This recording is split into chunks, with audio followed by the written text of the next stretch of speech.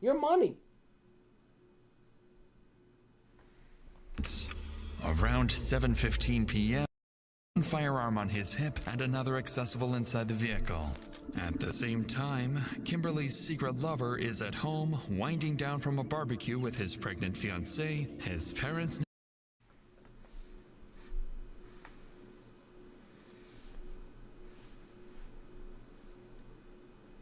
What in the fuck is this? What was I saying to you earlier about... Dude, if I'm... Dude. What was I saying to you earlier about the chaos, the madness, buddy, the you're insanity? making 5 M's a year. My team you have thinks the house.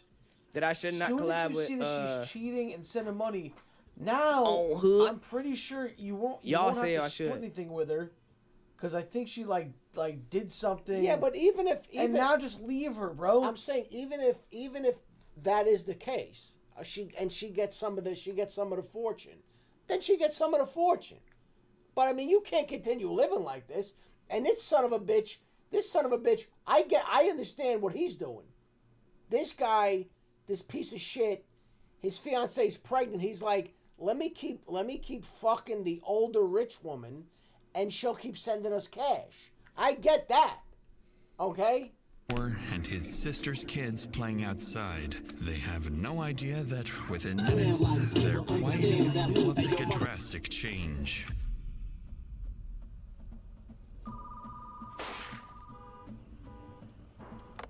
911, what is the address of the emergency? Ambulance. What is the address? House. Pull out What is the address? I don't know the address here. Where are you calling from? There's a house just off the 29 mile on the east side. Are you in? I'm in the line of fire. Okay, where is the person with the gun?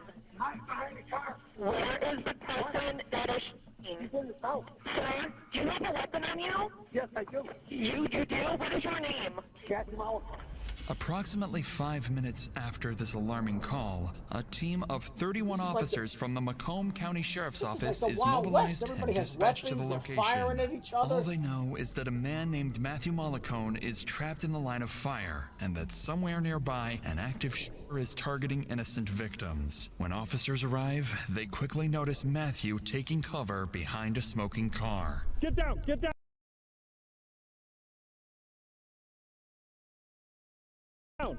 Get down! Hands behind your back. Don't move. What's your name? What's your name? What's your name? Her name's Kim. Her name's Kim. Don't move. I'll put him around the bed. All right, I got my wife. He's in custody. Could you imagine the chaos, though? She didn't deserve this. They've got a shooter in the house right there. He's 30, he's 35-ish. 35 years old. White t-shirt. Black hair, white t-shirt. What's his name? Danny. Yeah, Danny, 35 years old, white t-shirt, dark hair. Don't trust him. He carries 2 guns. Possible 2 guns. Help her, please. Never mind the shooter. Not doing. Help, never mind the shooter. You're behind the car. Get to work. Matthew is clearly distressed, begging officers to save his wife, Kimberly, who is still trapped in the backseat of a car about 100 feet away. 300 feet beyond the car stands the shooter's hideout. A house with multiple windows, an open garage door, and countless angles from which to fire. In the next few seconds, the officers must make a snap decision: neutralize the shooter first and risk Kimberly bleeding out, or step into the dangerous open field to save her. Anybody in the Jeep, step out now with your hands up!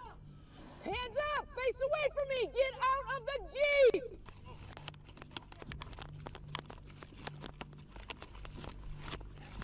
I got you. Take care of her.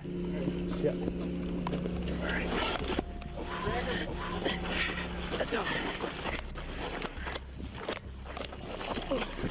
This way more covered. Kim, hang in there! Ambulance! Do we know how many shooters we have in the house? You pulled me in front of the front door. Pull her this way. Pull her this way now. 5 feet. Come on, let's go. Come on, man. It's time to start shooting. So at this time, This ambulance needs to get through. She's more important than that asshole. She don't deserve this, man. Hey, get to work, please. Please, I don't care what you know. You gotta get to work. You need to get back over here. Lay down. You, it's my wife. Get to work, please. Please, please, I'm begging you. Sir. CPR something. CPR. Listen, we have an active shooter, man. I can't. I'll do it then. I need a car. Police car down the street.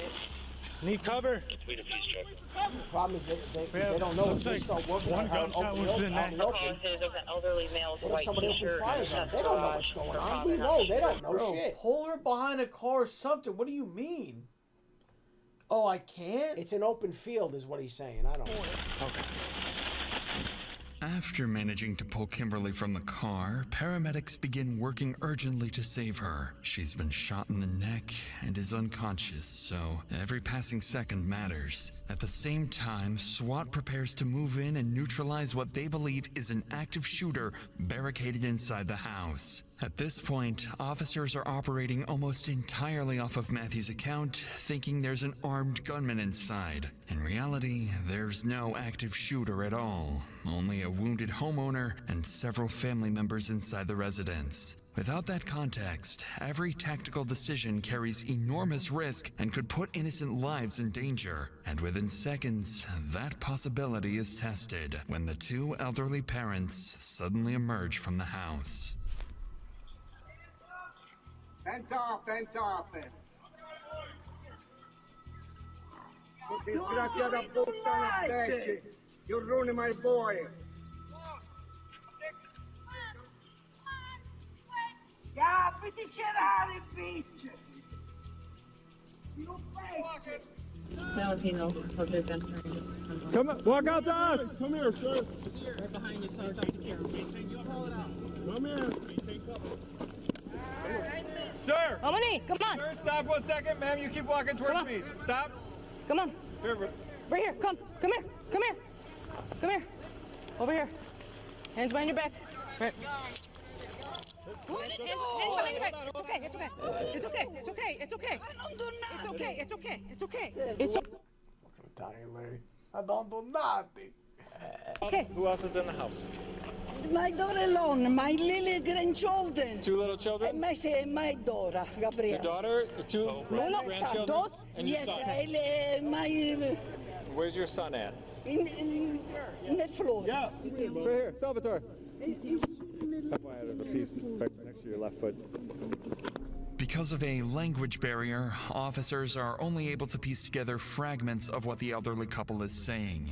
It sounds like their son is wounded inside the home, along with his fiancée, sister, and two children. Strangely, the couple themselves appear unharmed, despite having just exited the same house where the alleged gunman is believed to be hiding. This observation leads officers to believe that the wounded son inside the house is the gunman Matthew claimed had been firing at him when police first arrived. But before they can reassess their strategy, someone else suddenly rushes out of the house.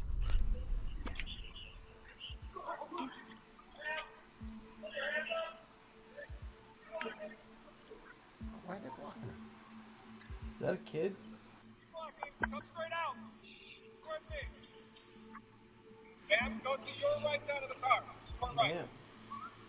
Keep your hands under your grill. Is this the pregnant wife? With the three more family members out of the house, police now believe only two people inside remain, the elderly couple's son and his fiancée. And based on Matthew's 911 call and earlier statements, they're operating under the assumption that the son inside is armed and extremely dangerous. So officers tighten the perimeter and cautiously advance towards the house, preparing for a potential shootout. I got it. I got a revolver on the ground here. Yep, I got a revolver on the ground right here. Hey, Ryan, careful. I think the shooting happened right here. So I see a shell. I got a pistol. So just watch where you're stepping. A couple more guns in the house. We just got the two. We're going to try to get the guy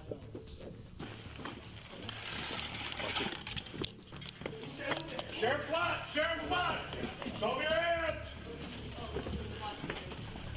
On the ground, on the ground! On the ground! There's a red hand down, okay? Face down. By the way. There's a 22 in that closet. We'll just leave it there, guys. It's gonna hurt. Hey, listen, dude. It's gonna hurt, but it's for your best good, all right? It's been bleeding out, man. What's your name? Danny, I'm Jason.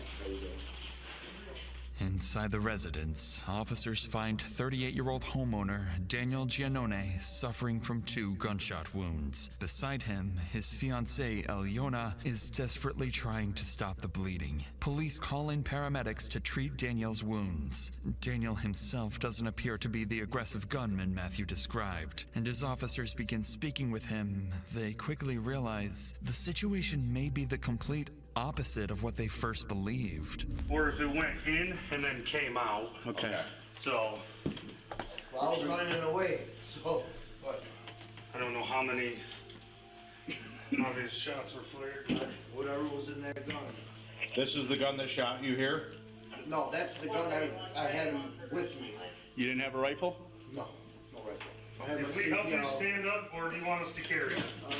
Keep the camera back on. Give me a hand. Keep the camera on. Yeah. What's that? 104 dispatch.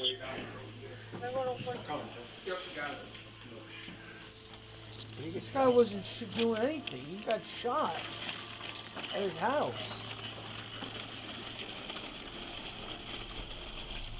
By some miracle, officers finally managed to stabilize the scene without further casualties. Following this, Daniel is placed on a stretcher and carried out of the house to be transported to the hospital. Thanks to his fiance's quick efforts to control the bleeding, he has a chance to survive. However, the outcome is different for Kimberly, as on the other side of the property, paramedics reach a grim conclusion. Yeah. No. She's dead. We got an active shooter scene going on. We can't leave her, but we can't just take her because she's. Tragically, Kimberly does not survive her injuries, leaving behind her 3 children and her husband Matthew, still unaware that she's dead. With that, the case immediately turns into a homicide investigation, and police must determine exactly what happened, as it's clear something isn't adding up. Just a few hundred feet away, Matthew is placed in a patrol car and transported to the station. Daniel's fiancée, sister, and parents are also taken to the station for questioning. Back inside the house, officers finally have a moment to breathe and begin piecing together what happened. But not for long, because they're about to discover there's an entire basement they missed during the initial search. It's completely unchecked, with something interesting waiting downstairs. We got enough of these up there. We cleared it pretty quick, so just take a good look around. I know there's a Ruger 1022 in one of the closets. Okay. All right. You clear piss check, Ryan? All right, come in with us. Come out of here. You go with Justin. I'll hold it. Yeah. Finish clearing that. Fuck is this? We got a door closed. Separate room from where I'm at. Call security. Yeah, this will help. I'm just gonna open it. Go. Don't go. Don't go. What happened? Yeah, so you okay? Yep.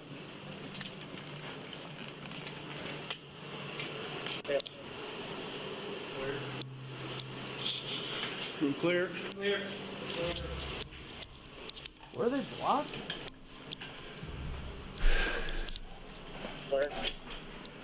As if things weren't already complicated, the officers just stumbled upon something entirely unexpected: a seemingly hidden marijuana grow operation. But the biggest discovery is what they don't find: CCTV cameras.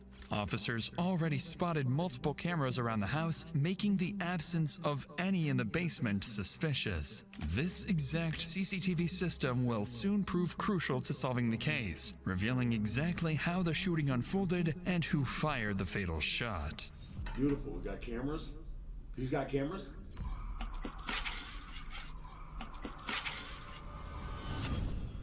Jesus Christ. By the time the house is fully cleared, people are police insane. begin locking down the scene and send Kimberly's body for autopsy. Following this, some of the most, eventually leading to one of the most morally controversial trials in the state of Michigan, and forcing detectives to make one of the hardest calls of their careers, letting the man who fired the fatal shot walk free.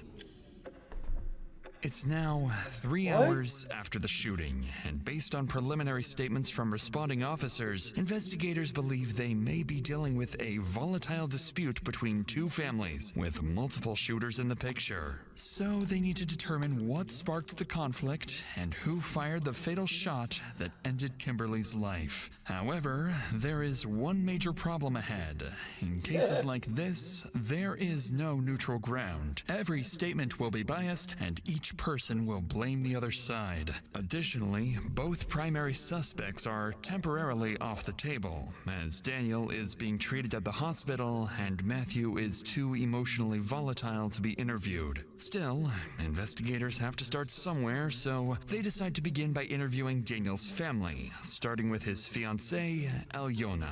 Her account will be compared against other witness statements, looking for inconsistencies that might expose the truth. But for Alyona, this interview serves a different purpose. The good thing is with this, it was all the cameras outside, so I mean, it they're doesn't running really matter around what like they it's a, say. they're running around like it's a it's insane, man. It's totally insane. As she will slowly begin to realize that the man she plans to marry has been living a secret double life for years. Anytime you want to be done, just let me know. You're not under arrest or anything like that. We're just trying to piece together what happened.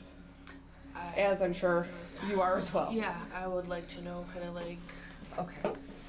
We like heard like little shots and I didn't, like for a second, I was like, oh, is like Danny like scaring the chickens with like a fake gun or something like that? Because like we have 6 chickens and they always come to the front and we're trying to train them to stay in the back. Okay.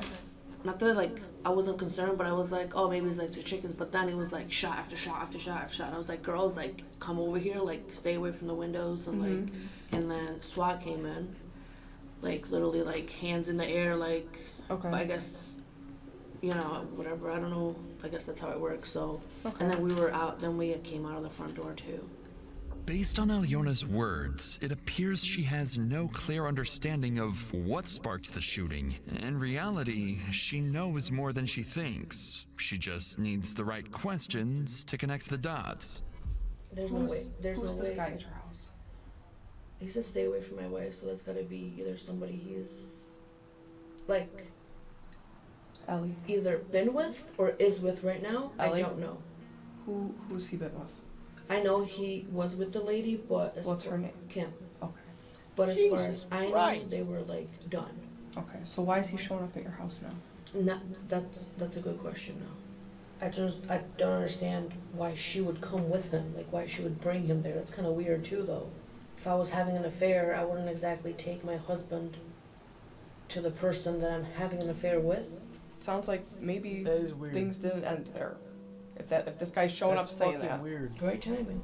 Things are finally starting to make sense in the room, and it's becoming clear to detectives that Alyona's fiancé, Daniel, had a past affair with Matthew's wife, Kimberly. Yet Alyona seems clueless that the affair was still ongoing. She's convinced it ended long ago and that they were happy together again.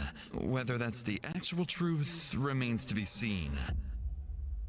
By now, investigators understand they're dealing with people who have secrets, and that no one involved can be taken at face value, especially the two men at the center of it all, Daniel and Matthew. So with Alyona's statement recorded, investigators wrap up the interview and prepare to speak with Daniel's sister, Gabriella, the mother who fled the house with her terrified children when SWAT arrived. Unlike Alyona, Gabriella will prove far more aware of her brother's secret affair with Kimberly. There's a lot going on tonight, and we're just trying to get to the bottom of it. This is horrifying. Horrifying this would happen in our home. My mom was in... Yo, Los, it's me. I mean, okay. What's the name of the guy? I don't know who... someone named Caesar? Oh, yeah. Hey, man. How you doing? Why? You don't know who that is? What? Yeah, he's been, yeah. No?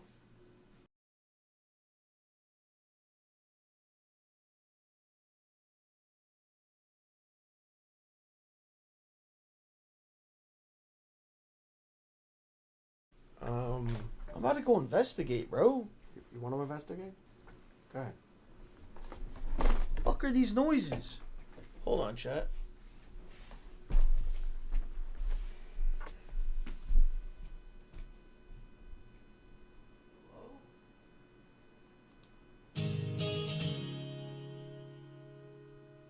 The Matchbox 20. Check if you don't know, check them out.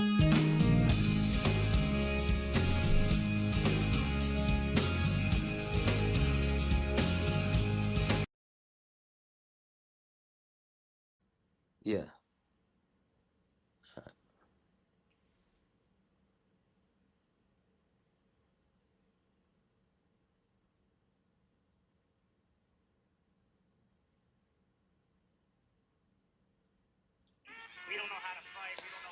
It might as well be my fault. She only sleeps when it's raining, and she screams, and her voice is strange. She says, baby, it's 3 a.m., I must be lonely. She says, baby, well, I can't help but be scared of it all sometimes. And the rain's gonna wash away, I believe it.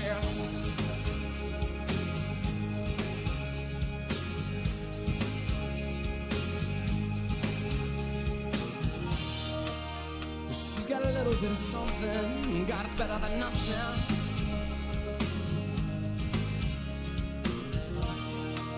And in a color portrait, well, she believes that she's got it.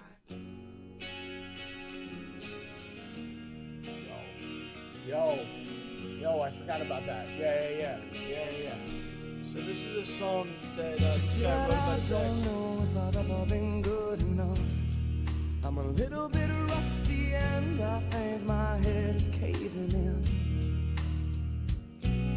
And I don't know if I've ever been really loved by a hand that's touched me, and I feel like something's gonna give. And I'm a little bit angry, well, this ain't over, no, not here. Not while I still need you around. You don't hold me, will not change it. Yeah, we just might feel good.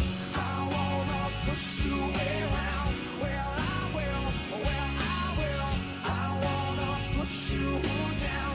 Well, I will, I wanna take you for granted. Yeah, these guys really got bangers though, like, I feel like these are all, how old are these?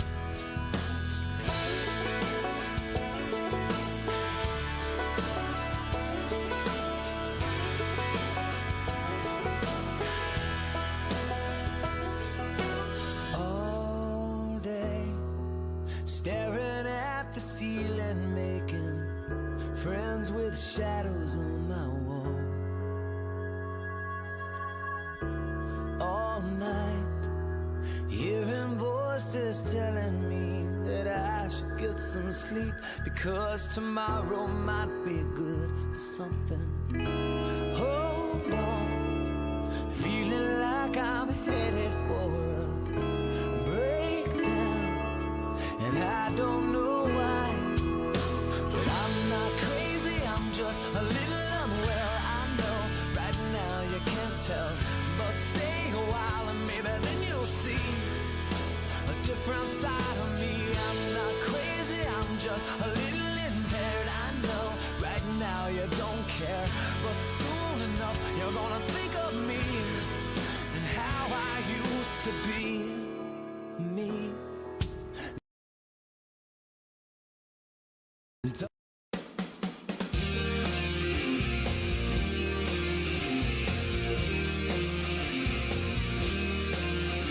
Well, I wonder what it's like to be the rain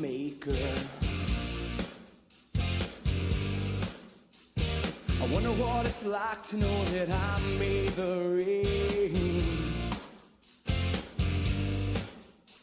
I'd store it in boxes with little yellow tags on every one, and you could come and see that when I'm done, when I'm done.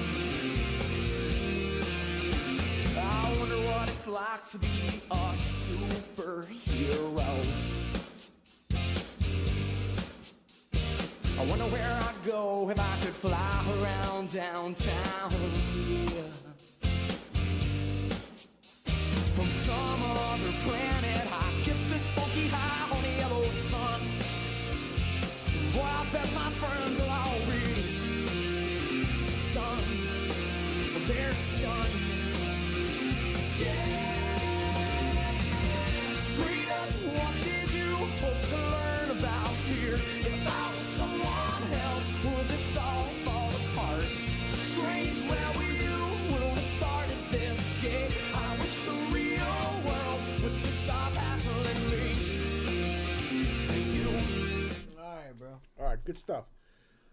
These people are a mess. They're multimillionaires. They own the company. They're having an affair. This guy's growing weed. The girlfriend, the fiance's pregnant. You got the Italian parents, you know. Oh, fucking. Horrifying this would happen in our home. My mom was inside. I could see them over at his house. My brother was barbecuing. They were hanging out. Girls were excited. DTE comes. We start having a conversation, telling me what's going on. Well, then I started hearing crazy rounds of gunshots. Like, not normal. So I look over and I just start hearing yelling. I see this white Grand Cherokee in the driveway, a lady out of the car screaming. At that point, I had no idea who it was, what was going on. This maniac comes at me, ready to shoot me, and my husband. I heard the lady go, "No, Matt, no, she has kids. No, Matt, no." And my husband's like, what? And I dropped to the ground. I pissed myself, lost my shoes, everything. Were you able to see where Dan came from? I don't know for certain. My brother has a CPL, he didn't have it on him, obviously. We were home. Who would think that something like that would happen? I'm assuming he ran in, grabbed his gun, and came out. Okay. To defend himself. He normally carries a gun? He has yes, he always has his concealed pistol on him, always. Okay. This is something a crazed lunatic would do to a family. Naturally, Gabriella takes her brother's side, claiming Matthew was the aggressor and insisting Daniel acted purely in self-defense. However, this version of events will later be called into question once detectives finally get their hands on the CCTV footage. For now, though, Frazier shifts the conversation. I know that she had relations with my brother years ago. I know that she's had a tumultuous relationship over the years with her husband. That's all that I know. She used to call me on numerous times. Basically telling me, you know, what's going on with her life. I felt bad for her because I knew that she was an addict, and I know that he was an addict. When's the last time that you've talked to her? Maybe a few months. So it's been a little bit of But she would call me from different numbers. All the time. It would never be a number because I wouldn't pick up for her number Did she ever anymore. text you? Yeah, from different numbers, again. Because I would not pick up for her anymore. I had her blocked. I didn't want to expose myself to that anymore. I didn't think it was appropriate. My brother knew that. Like what happened today I know is wrong and it's inappropriate. Yeah. Highly inappropriate. Yeah, I understand. And mortifying. And my children would be exposed to this. I'm very disturbed. Yeah, okay. And that's rightfully so. And my parents, and my 80-year-old dad, and my 76-year-old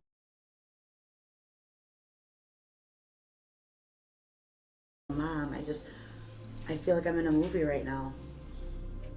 Gabriella leaves little room for doubt. The affair between her brother and Kimberly is, in her view, the catalyst for the entire confrontation. With that in mind, detectives conclude Gabriella's interview and begin weighing their next move. Lead Detective Frazier has more than 2 decades of homicide experience, and by now he has a working theory of how the shooting began and what connects the 2 primary suspects. But one crucial how the shooting began and what connects the 2 primary suspects.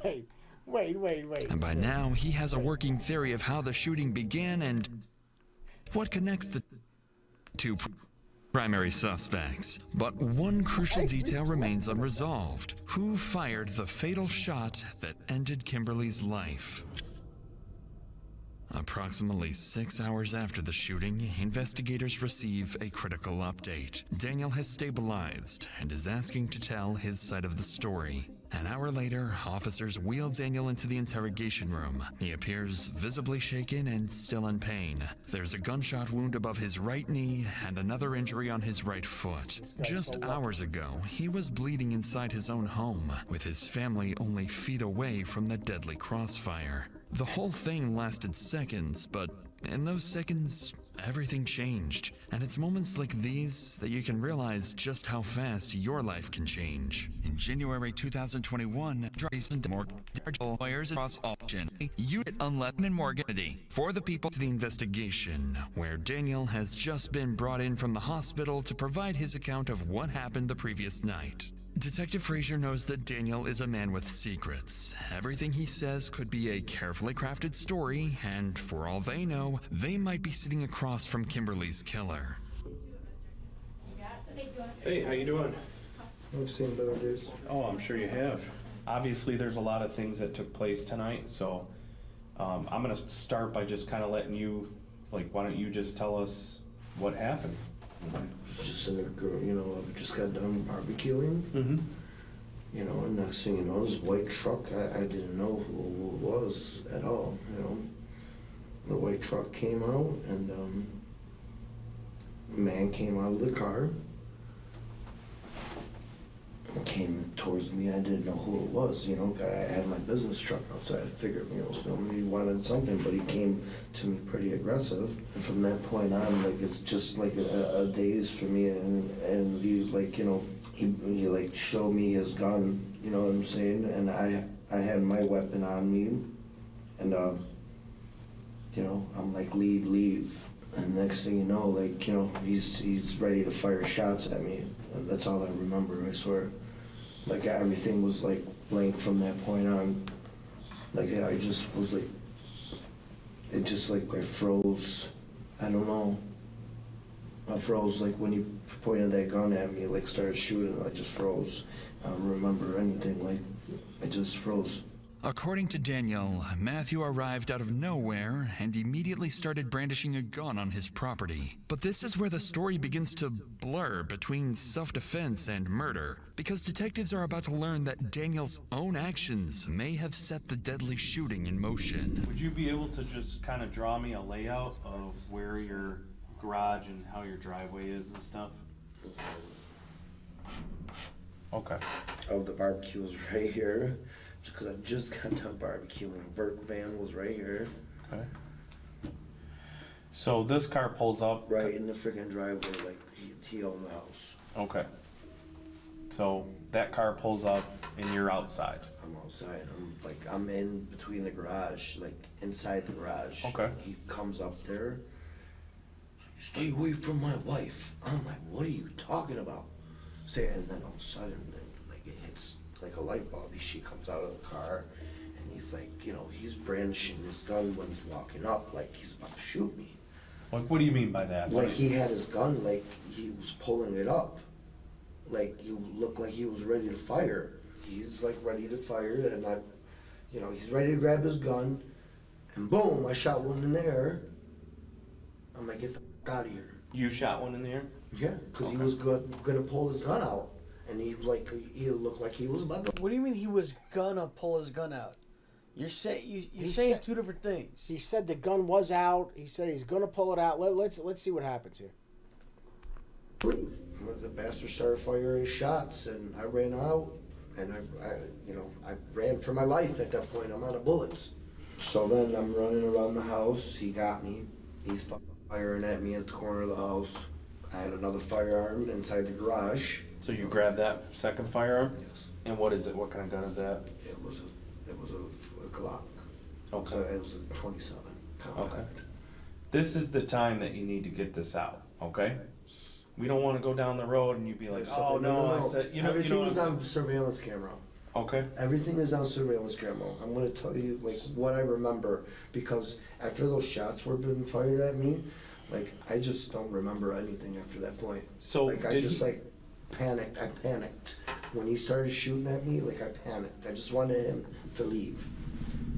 What Daniel has just revealed is exactly what investigators have been waiting for. During the house search, officers observed multiple cameras positioned around the property, pointing directly towards where the shooting occurred. Detective Frazier knows he needs access to that footage, but he must wait for the right moment to secure Daniel's cooperation. Up to this point, Daniel has presented himself as nothing more than a victim, claiming he fired only a warning shot. Yet, something about his story isn't adding up. Throughout the interrogation, he never once mentions the other person in the car, Kimberly. Detectives already know about the secret affair from speaking with Daniel's relatives, and they're not about to let him off the hook. So Frazier begins to apply pressure, forcing Daniel to drop the act and expose one of his secrets. Well, let's get into a little more detail leading up to the point where you froze. Well, I saw like the woman come out of the car, and I'd known this woman. You know what I mean? I didn't know she was married or anything. You know. So here's, I'm gonna tell you right now, Dan. Some of the questions that we're asking you, right? We might already know the answers to some of them, right? I know you guys and I'm know not trying. This is your job. I'm not trying to play games with you, and I'm not trying to act like I know something you don't, I'm right? trying to go home and get this done as possible. So here's the deal, Dan. You know, You're trying to go home. Bro, you were literally, you emptied a gun. And somebody's dead right now. Yeah, I don't know, dude. What do you mean you're trying to go home? obviously Kim was somebody that you knew, right? Yes. And you knew her on a personal level? Yes. Can you explain that to me? I've known this girl for quite some time, and ever since I met my wife, I just parted ways. Okay. You know.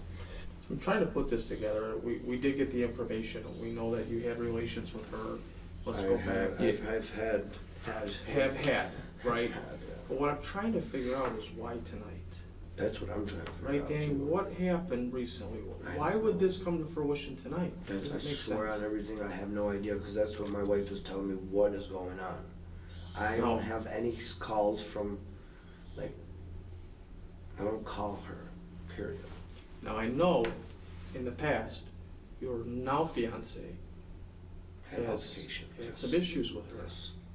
Do you know if maybe these two started talking recently, or has she alluded to that maybe, do you know if Kim knows that you're having a baby? I don't know. It's just Tuesday night, 9 o'clock at night. Why now? That's the same thing I'm trying to get at, because I haven't been there in a long time. It's already been 2 years, that was done. As soon as I met this girl, I was done. I'm like changing my And life. this dude's just like lying because he's in a relationship right now. He is. So he's trying to save that one. Around that. It's evident that detectives are onto something here. Daniel insists he hasn't seen or texted Kimberly for 2 years, something that can easily be verified once they access his phone. Though Daniel's phone holds something far more important to the investigation, CCTV footage. But once detectives decide to ask Daniel for access, his answer will raise serious suspicion, to say the least. No, me and my wife, man, we're best friends. Like, we do everything together. If I show you my phone, I'll show you the things that we do. We are always. How can I access your phone? Well, why you guys need my phone, though? Well, this is what's gonna happen. We have your phone. We also have your fiance's phone. We're gonna get the information one way or another. The other part of it too is it just goes to the other part of this story, right? Because obviously there's a couple sides to this story. You got your side, you got his side, right? Obviously his take on things is different than yours, right? It's gonna be, right? You're presenting us with your version. Yeah.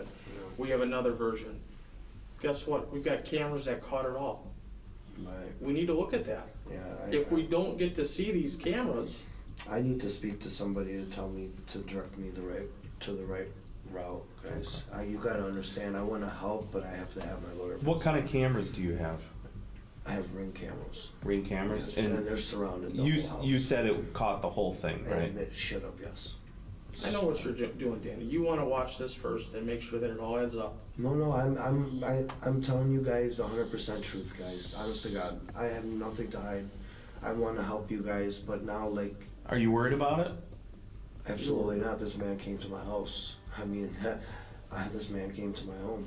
Are you into some other illegal activity that you're worried about on your phone? Absolutely not. No. Like, I know you have a grow. I have my license for it. I gotta speak to somebody. If I could speak to somebody, one of my family members, to see what the hell, like, what I should do. I do wanna let you know something though, in this situation. Kim, she's dead. So, she was struck by a bullet and she's dead. So, I mean, apparently nobody told you that. I don't know what the hell happened if he hit her. Did anybody tell you that, Danny? Okay. So maybe this will shed a little bit of light of why we have to do our due diligence here, because somebody lost their life. He came to my house. I did nothing wrong. We're just trying to make I that did clear. nothing wrong. I did nothing wrong. They came to my house, man. I had my nieces, and this guy is shooting at me. Fucking 17 fucking shots. Needless to say, this is not what investigators were hoping for. Even after Detective Frazier brings up the marijuana grow operation in the basement as leverage to encourage cooperation, Daniel quickly clarifies that everything is legal and refuses to grant access to his phone without an attorney present, effectively forcing them to end the interview. With Daniel's refusal, detectives become more certain than ever that there's something on that phone he doesn't want them to see. Yet, the only other way to access it is through a search warrant, something far easier said than done. Now, it's Daniel's word against Matthew's, a development that complicates the investigation significantly. The CCTV footage could have been crucial during Matthew's interview. With multiple cameras around the house recording 24/7, the answer to who fired the fatal shot lies somewhere in that footage. Despite this setback, detectives settle on a strategy. They decide to hold Matthew overnight, time that may pressure him to break and reveal how the shooting really unfolded when the interview begins. In the meantime, officers obtain a search warrant for Matthew and Kimberly's home and head there, hoping to find anything that could help guide his interrogation. When officers arrive at the Mollicone residence, they're initially met with signs of wealth and comfort, but that impression fades quickly once they step into the basement. Is it just the rifle on that table?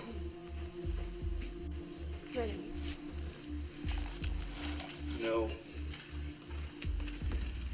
No. Only Paul's in there right now. There's No, but there's definitely signs What a of weird ass basement stuff being setup. thrown and shattered. There was definitely a struggle in his. It's clear that the basement was the aftermath of a violent altercation. Officers also discover cocaine residue and a straw, suggesting that Matthew may have been heavily under the influence of drugs and alcohol during the shooting. As they continue the search, officers locate multiple gun safes in the basement and elsewhere in the house. Upstairs, in the primary bedroom closet, they find a small, clear plastic bag containing cocaine. Taken together, the findings paint a picture of a home stocked with firearms and narcotics, details that will be crucial during Matthew's interview. With the scene documented, officers relay their findings to Detective Frazier, who decides it's time to speak with Matthew. He's been restless for hours about Kimberly's condition, still unaware of her tragic death. Is she okay? I wasn't out there, sir. I've been here the whole time. You can't find out for me? I told you we couldn't tell you, sir. Oh my God. No. God, help her. God, please. She didn't deserve this. What's up? Hey. How's my wife? All right, here's what's gonna happen. Is she okay? Matt, Yeah. if I unhandcuff you, you're gonna behave yourself? Yes, absolutely. Okay, we don't have any issues there? Okay, what? When I unhandcuff you, I want you to have a seat, okay, partner? Oh boy, it's not good. No, it's not good, but... Is she alive? Is she alive? Hold on, relax, sit down. Is my wife alive? We're gonna talk real quick here, okay? Hold on 1 second. Oh my God. Tell me. Please. She didn't make it. She died. Oh no! No! No! No! Oh my God, no! No! Guys, this isn't funny, bro. Dude, he's the one that caused all this. But I don't. We need to see what actually happened when he got there. He went to the guy's house with a gun. But listen, bro, did he go there with the gun, trying to shoot, or did he just go there yelling at the guy, "Fuck you," whatever? That's a big ass difference. But he had a gun. We don't know how it happened. All right. I'm saying I don't. Well, listen, guess what? If he walked up going like this, then yeah, okay, then you caused the whole thing. Well, guess what? Someone just said red tube acting. This guy's not acting, bro. No! Oh my God, no! No! Oh my God! Was she shot in the chest? Oh my God! I'm sorry, I was next to her. We were trying to get the out of there as he shot us as we're driving.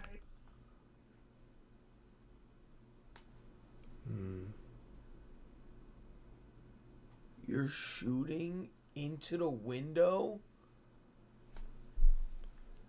while they're driving away. Oh yeah, that's why I'm sure you don't remember, bro.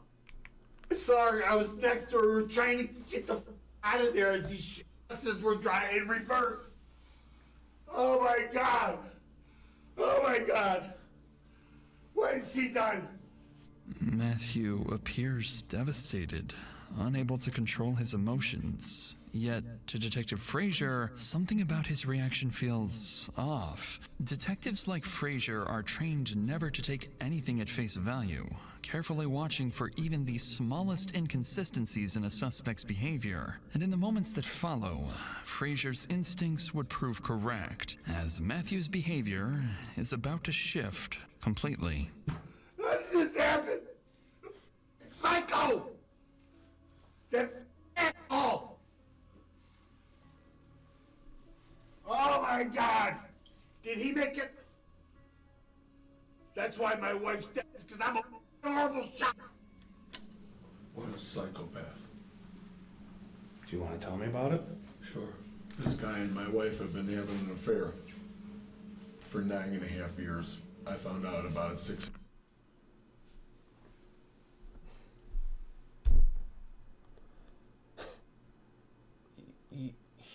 Wait a second, bro. You found out about it 6.5 years ago.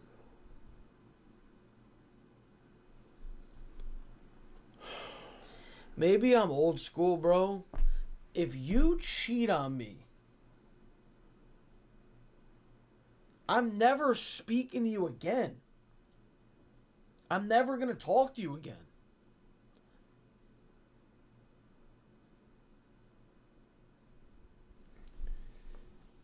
Is this a hard concept? Wait a second. 9.5 years, and I found out 6.5 years ago. All right. No, because then it becomes, this is like some cuck shit, bro. Yeah, but maybe financially, it's like, listen, we're gonna stay together. You could do your thing. Financially, I'm saying we could stay together for the kids, for the business. You do your thing.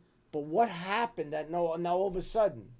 You know what happened? You know what set him off? The money. Well, let's see. The money. 2.5 years ago. And I found out about it again 45 days ago. We were going to the house for her to tell him, stop calling me, I'm done with you. He's engaged too, you know. He's cheating on his fiancée, she's cheating on me, you know. She was gonna end it. And I said, I'll go with you. Make sure it's safe there, because he's got him and the girl there. After his emotional breakdown, Matthew suddenly regains composure, prompting Detective Frazier to question whether the reaction was genuine or calculated. But once he's calm, Frazier asks Matthew to walk him through the shooting step by step. It's a strategic decision to lock him into a specific version of events, especially because Matthew has absolutely no idea the entire confrontation was captured on surveillance cameras. When I get out of the car, as soon as I get out of the car, he comes out of the garage like this, like a police officer, right at my face. And I put my hands up. And I say, whoa, bro. And she screams at him, Danny. And I said, stop with my wife. As soon as I said that, he shot at me. I ducked around to the back of this car here. And I pulled my firearm and I started shooting at him. He ran this way. I said, Kim, get in the car. We got in the car, we were backing out, and he shot my wife. And the car stopped working. I couldn't get it in gear. So I got behind the car and I called 911. That's it. That's how fast it. When he shot my wife, the car But we already saw a video of you running and shit. So like, something's not adding up here, bro. So he doesn't know about the video. He might not know it was. He doesn't know about the video. You stupid. Oh my god. Stopped somehow. And I got out, he was shooting at the car. I got out of the car and I was shooting back again. And he ran around the side of the house. And then I didn't see him no more. And then I went to my wife and I hid behind the back of the car. Why would he do that? Like, she went there to talk to him. And this guy comes out like goddamn Rambo, firing his shit. I had my hands in the air with no weapon. My clip was concealed, detective.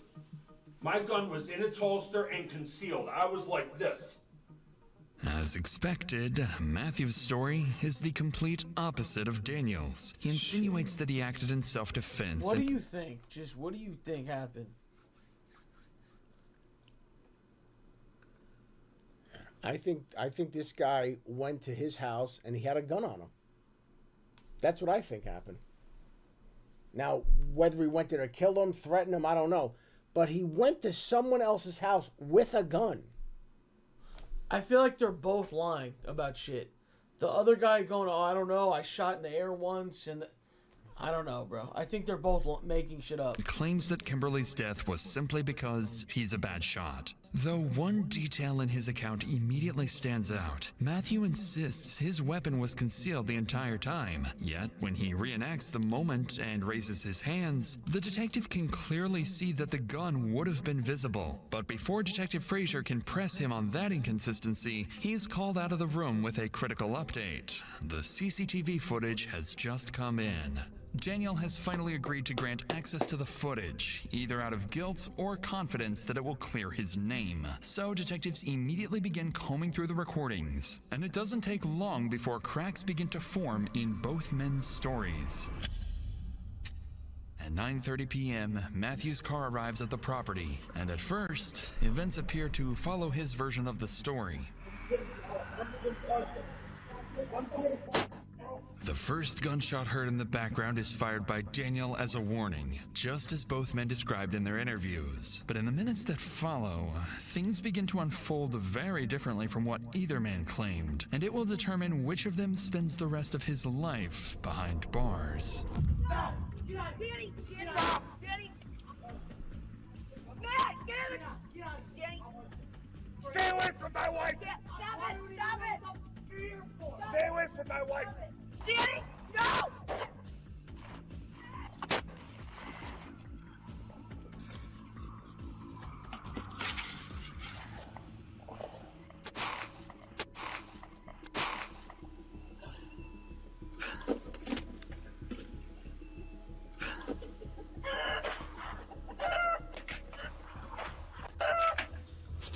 Is that no?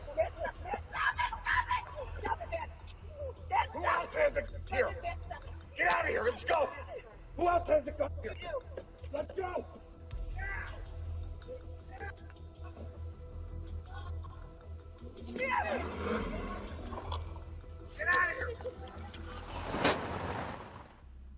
chaos, as both men exchange gunfire, a single bullet tragically strikes Kimberly. And although Matthew was clearly the aggressor, the fatal shot came from Daniel's weapon, complicating the investigation and making it harder to determine who is truly at fault. Armed with this new evidence, Detective Frazier returns to the interrogation room. What the fuck? Jesus Christ. How do you even, like, decide this, like, verdict here? Like, I mean, my take is the guy came to the house. He was the aggressor. You see the guy's running away. He's standing in front of his house, unloading on him instead of just getting in the car and leaving. didn't he shoot the first shot though? It was or the first shot? I think it was a warning shot. I don't know. No, because didn't he empty the gun? Yeah, he started this thing, and he shot a guy. And then that guy wound up accidentally, but he did kill someone. Even though he was shooting at him. Wow. The problem is they were retreating. That's the problem. Ready to apply more pressure, knowing the CCTV footage has completely dismantled Matthew's version of events. And in the next few moments, Matthew would unknowingly dig himself into a grave. Were you guys drinking today? Yeah. Okay. How about drugs? Were you doing any drugs? What were you doing? A little cocaine, marijuana. Marijuana? Okay. So you're doing cocaine, marijuana, doing some drinking, and... Like, where are their children? They said they had 3 teenage children. They're just not, like, where are they? They're just not there? And they're in a house, they're doing coke and weed and booze? With guns? My God. You decide to go up there with her. You're pissed. No. You weren't mad. Some guy's boinking your wife. Detective, listen. And you're not mad about it? I've known about this for 6.5 years. Right. I was mad. And now, you were told it was cut off, right? No. And then today you're told it's not cut off. 45 days ago I was told it's not cut off. And you're saying your wife was driving, and your wife was in that driver's seat every time you guys went to leave, went to do whatever. You're saying now that your wife was in the driver's seat. Yes, she drove there, and she got in the driver's seat and put it in reverse. To back up. Correct. But the car wouldn't, what happened with the car? I don't know if we hit something, it was smoking, maybe he shot it, I don't know. It wouldn't move. What do you mean you were, what is that? I had it in reverse, and it felt like it was stuck. You said she was driving. Either in some mud. Mm-hmm. It wasn't going. And then it started smoking from the hood. But you said you were when driving. I saw that, I got out of the car. So you were, it was like, was it like, you had it in gear, but you were stomping on the gas? When Kim was, she fell over to the side. He's shooting at us at this point. I hop from the passenger into the driver, turn it, and it won't go. I got it, and I'm like this, you know? And it won't go. So then finally I put it in park and I get out and I go behind the vehicle, and that's where I called you.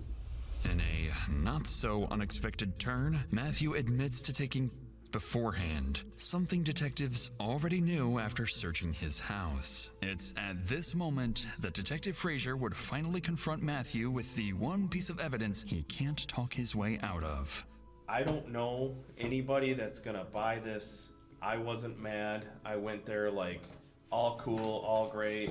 Just thought it was gonna be a, you know, I'm sorry, but I don't believe that for a second, Matt. And I don't think anybody else does either, because it just doesn't make any sense.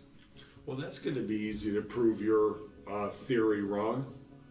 Go check for blood in the garage or a bullet hole in the garage. Also the cameras. Okay, there you go. Beautiful. We got cameras. He's got cameras. Does he? I can't tell you all that. Well, I hope he does. You better. You'll look for those, correct? We gather all the facts. Okay, good. Everybody's got a story, right, to tell. I hope he's got cameras. You know, the problem is that you drove up there in that driveway, and that started this whole chain of events. What's illegal about that? one of the cameras, you know, those Ring doorbell ones. One of the cameras was pointing right where you guys were. Okay, good. And you're telling me right now. This is true. You'll see. You're saying this exact story is true. What you described to me. Yes. I hope. And that's it. You're not leaving anything out. That's how quick, and that's what happened. I don't know how this is gonna play out. I really don't. This is insane, bro. Prevails. Hopefully it does. With the evidence laid bare, Detective Frazier concludes the interview. Now he and his team need to do their due diligence before making the hardest decision of the entire case. Who, if anyone, should be charged for Kimberly's death? In the days that follow, recorded jail calls capture Matthew sounding confident he can beat the case, insisting the truth will clear his name. Hi. Hi. Hi. Love you guys. Love you. I miss you. Miss you too. Gonna get all this situated. I'm gonna get home to you soon, okay? Alright. Thank good. Okay, good. I got the truth, I got God, and I got the best lawyer in the state of Michigan. So I'm gonna get home to you guys soon, alright? Charge both men and let a jury decide, or treat Daniel as a homeowner defending himself and his family and place the legal responsibility solely on Matthew. In the end, they make the call. Under Michigan's self-defense law, even if Daniel's bullet killed Kimberly, Matthew created the deadly crossfire and therefore bears the legal responsibility for her death. With this, Matthew is formally charged with attempted murder for shooting at Daniel, voluntary manslaughter for Kimberly's death, and multiple counts of felony firearm. In the weeks that follow, investigators uncover a darker side of the marriage. Multiple witnesses describe a pattern of alleged abuse between Matthew and Kimberly, including physical violence and intimidation. That context offers detectives insight into why Kimberly may have gone along with an armed trip to her lover's house instead of walking away. 2 years later, in May 2024, Matthew's jury trial begins. During the trial, the two sides present very different versions of the same shootout. Matthew's lawyers argue self-defense, claiming Daniel was the one who came out armed and aggressive, forcing Matthew to fire back and protect himself and Kimberly. They portray him as a devastated husband and a father who snapped under emotional strain.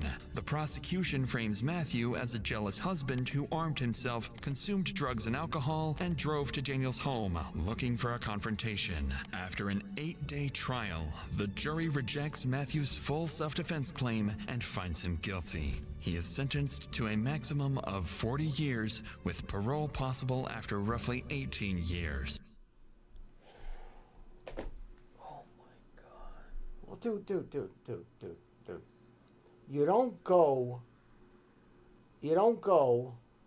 to the house of your wife's lover with a gun. What do you think? Something good's gonna happen?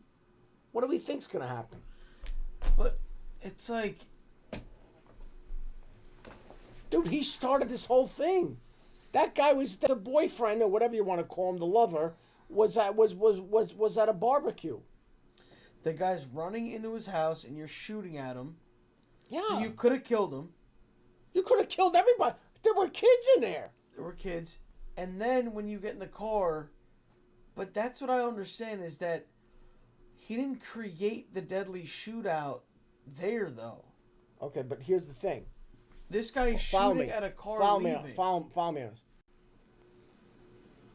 this. That guy was shooting too, though. He shot, and then they were leaving. Dude, so that guy didn't get anything? He didn't get charged at all? No, he defended his home. And he got shot. The guy, Lou, here's the point. Oh, guys, here's the point. This whole thing started because he went to that guy's house. None of this would have happened. He shows up armed, and the chain of events that happened, his wife winds up dying. The wife's dead. He's in jail. I mean, essentially, he's a 49-year, 20-year. I mean, he's, who knows what's going to happen to him. But what I'm saying is he's gone. Now you got- Meanwhile, Daniel Giannone, the man who fired the fatal shot, is ultimately released without charges. He's got a conceal permit to carry. Conceal. No charges. What are you going to charge You him? murdered someone.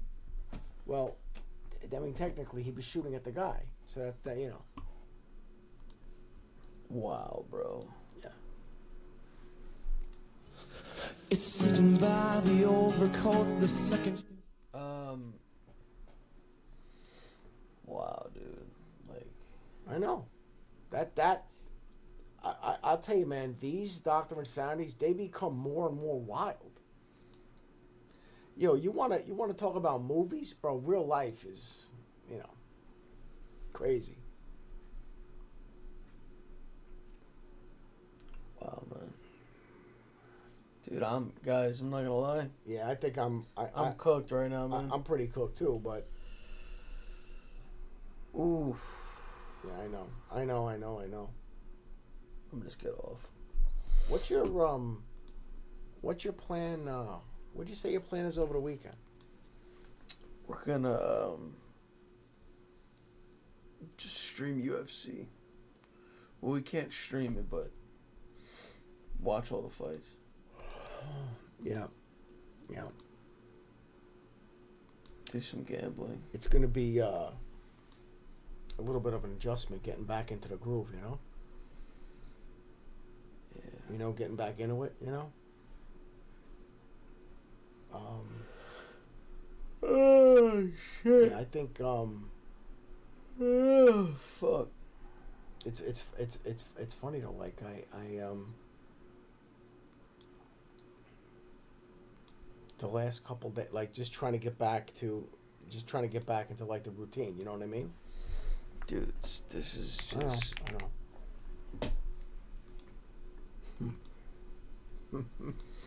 What happened?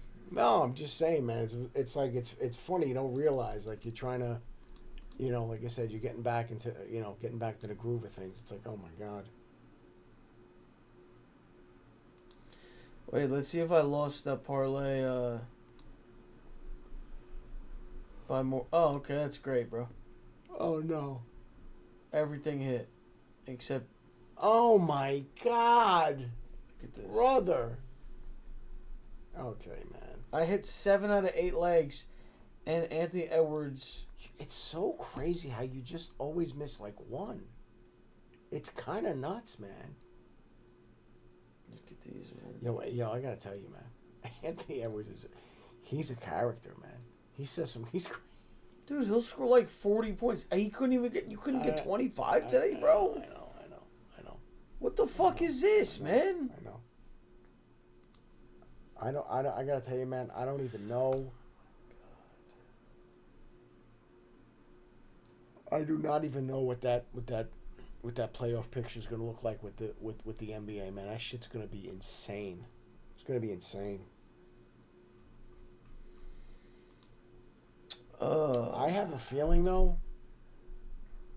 Somebody's winning the title that maybe you were not. Like I don't know, man. I got a weird feeling about it. I don't know. I think Spurs. I gotta tell you, man. I gotta tell you.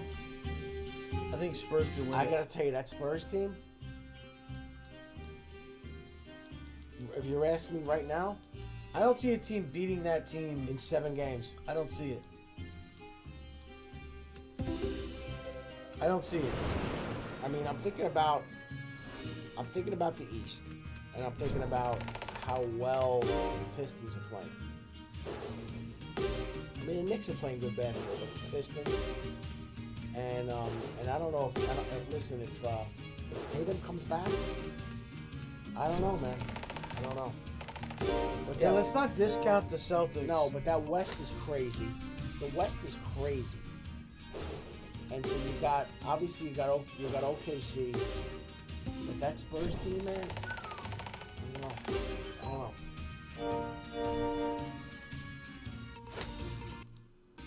Oh fuck.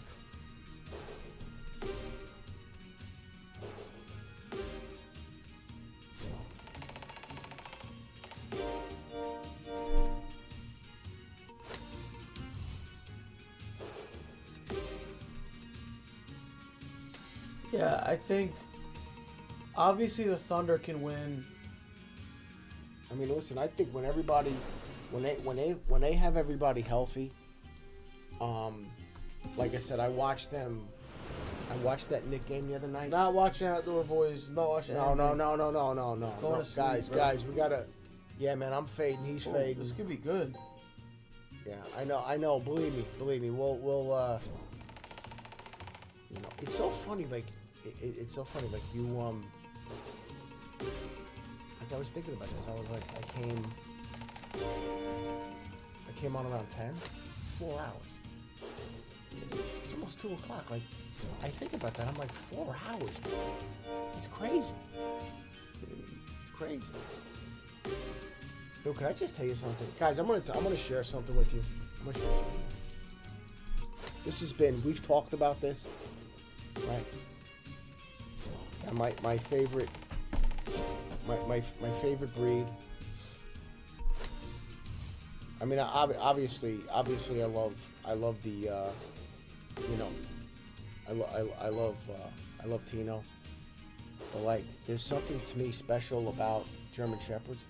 Yeah. And I'm never gonna own one in my life because of I have some allergy issues with, you know, and plus just the shedding and everything. It's too much.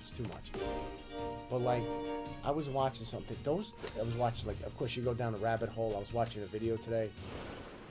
Those dogs are just, because what they're used for with respect to the military and police, and they're so smart, and it's an amazing dog, man. It really is. Why couldn't you get a German Shepherd? No. That's never gonna happen. What if you did the allergy shot? I just don't think for us that it would ever be conducive, because we don't want to deal with the shedding and everything, because that's a real scene with those dogs. The shedding is crazy. But they're just amazing. They're just amazing. They're just amazing animals, and like I said, it's never gonna happen. But like I said, they're just amazing.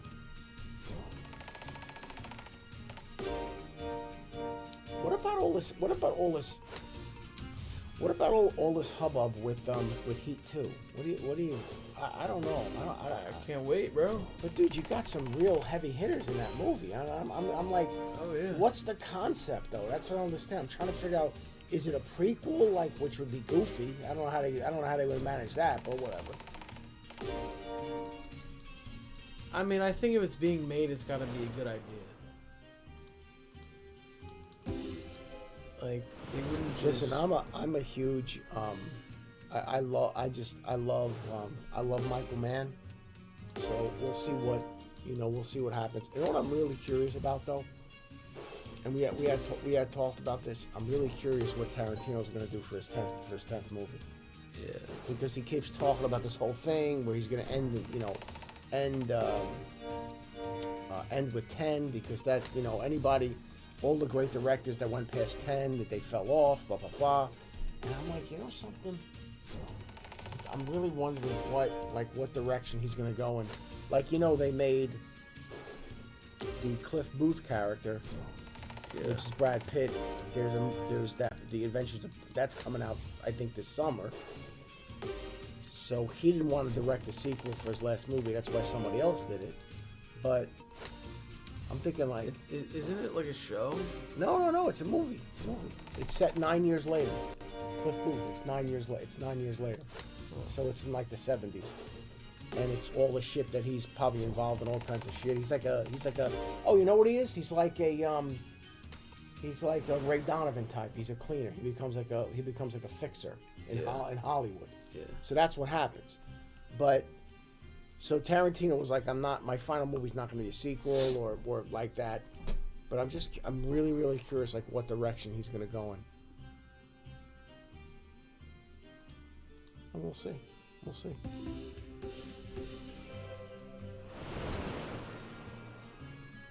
Who is that?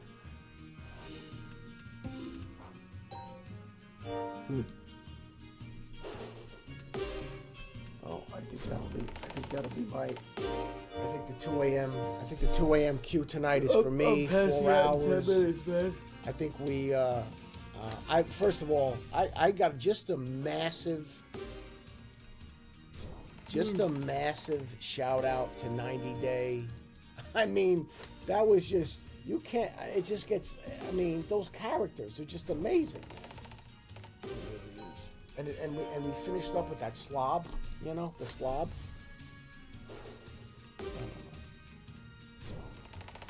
I haven't had it.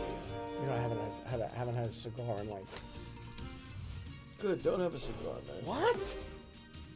Come on. What? What are you talking about, dude? An occasional cigar? Come on, man. Gino and Cult. Like, you know, the weather gets a little nicer. I can sit outside and, you know, have a stogie, but we'll see. We'll see. Fuck. I'm gonna let you wrap this up. All right, listen. To all my people, I want to say it's great to be back. Appreciate you guys. Love you guys. I know we didn't push it tonight. I think we're okay. You don't want us falling over. I know he's trying to get back into it. I'm trying to get back into it. But listen, man.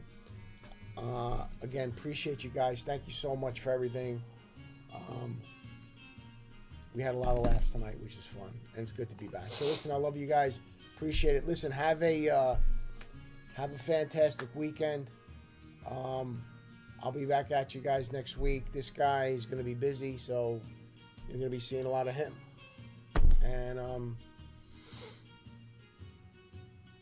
just take good care of yourselves. I love you guys. All right. Oh.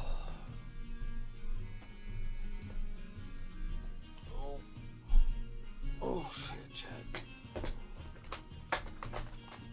Bro. Deadass, I've been going to sleep at like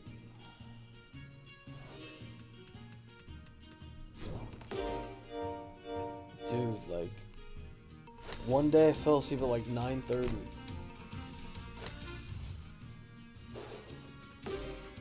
It's so weird. Now I'm trying to like stay up and stream. It's like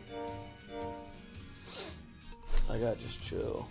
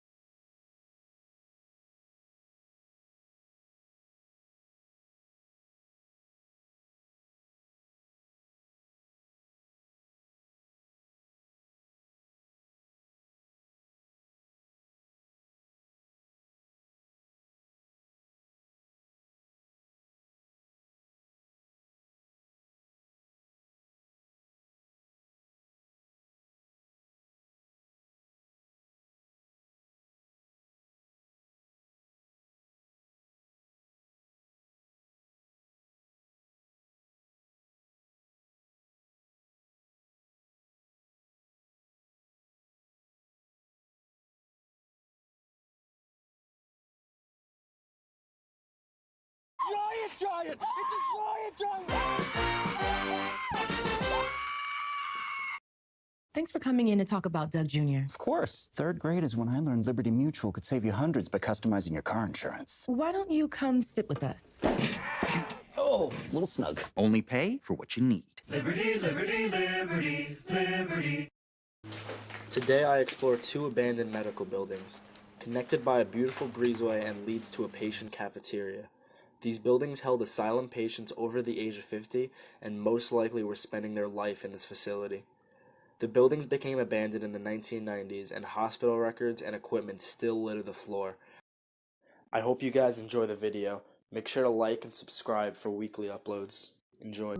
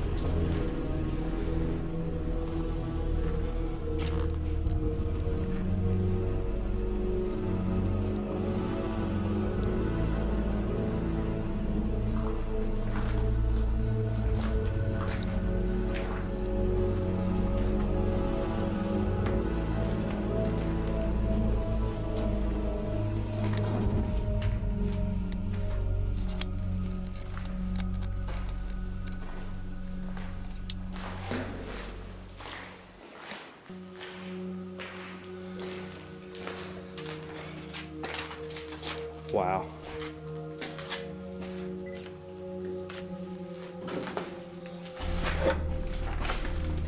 So it looks like we have some old coolers from the kitchen. This is so old.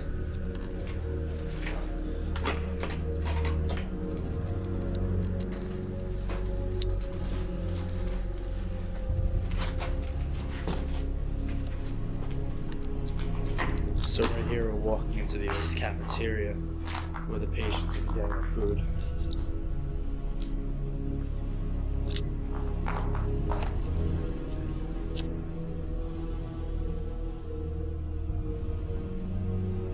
So before the food was prepped to go right there where the people would get their normal food, it would come from the kitchen, which is right here.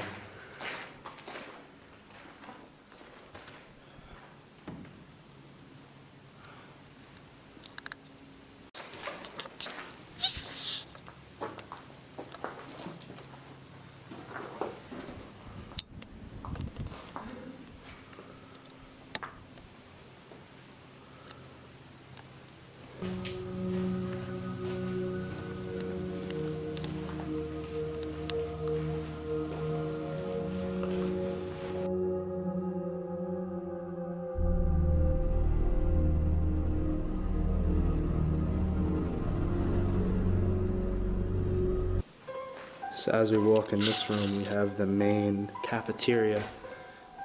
We still have cafe. This is the cafeteria,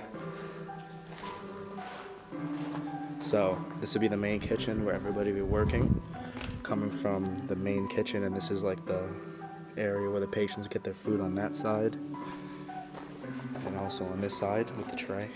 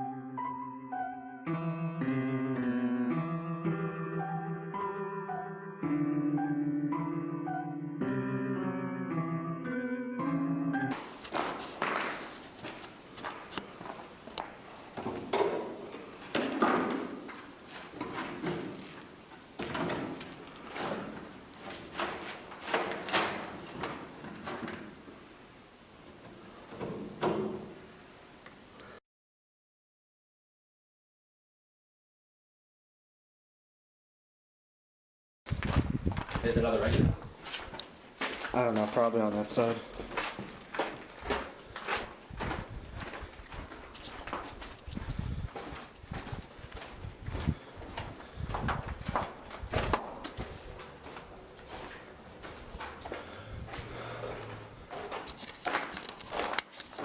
Time to go underground, guys. Yo, Chris. You could smell that asbestos. What? It's all muddy, right? Alright, fuck that. Oh my god. Oh, good.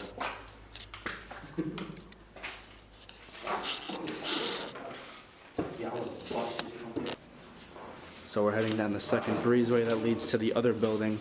The building we just came from, that was just a cafeteria. Now, this one we're going to now holds the old medical center with medical equipment, surgical supplies, and this place closed in the 70s. So before then, a lot of electroshock therapy and also lobotomies actually happened in this very building. If you don't know what that is, it's basically when they either shock the patient, which is electroshock therapy, and lobotomy is when they stick a needle in their eye to touch their brain and try to move it around. It's pretty nasty. So here we are in the medical building.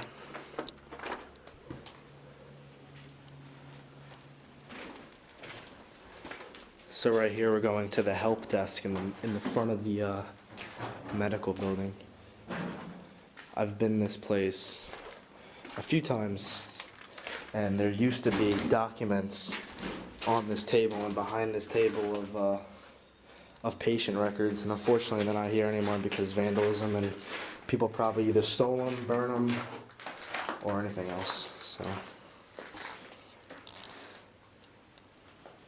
So I was mistaken. I went up to the second floor and I found all the documentation for the old patients. We see a date, 1994.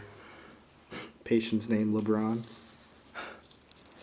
And then these are all just studies of what these people did during the night, during the day, during the night, during the evenings, and they would just track these patients, and as you could see, all these papers are scattered on the floor. I mean, it would take me all day to go through all these papers, but all these have history just lying within them.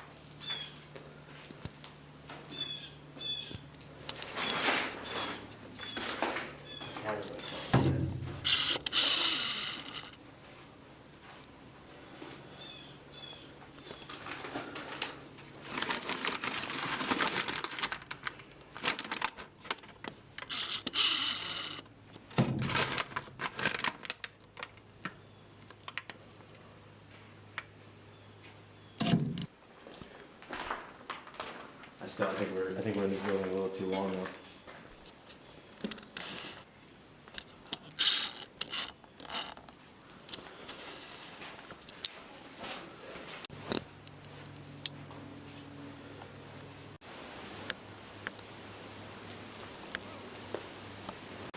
Going up to another help desk. No papers found around though.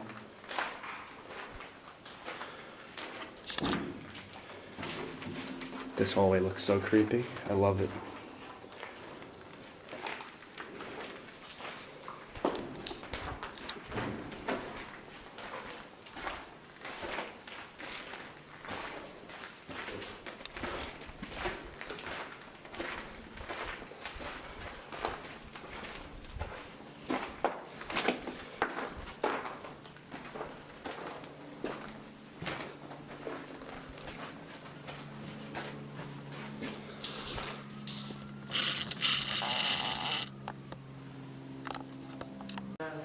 Found a pillow in here, but no beds.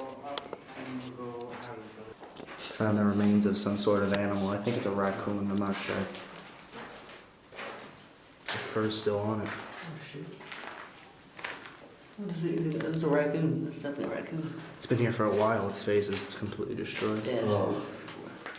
I would zoom in on it, but I don't think anyone wants to see that. Every time you go to an abandoned place, you always find Christmas decorations on the floor. Always. Now, this is some cool architecture here. Go up. Go down. Buttered chocolate rolls. More Christmas decorations.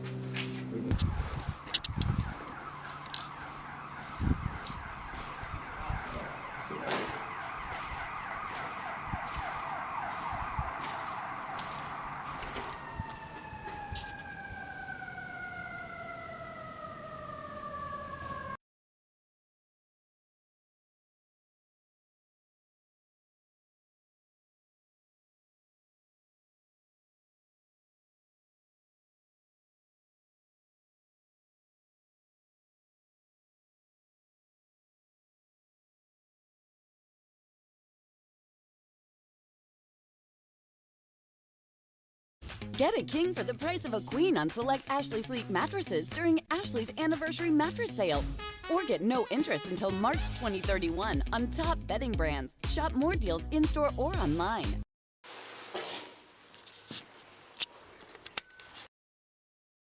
I have to, Houdini. I have to. They're forcing me to. He says never give up. Test that 2 standing submissions. I mean, he sadly tapped out to Gunther. Should have never happened in the...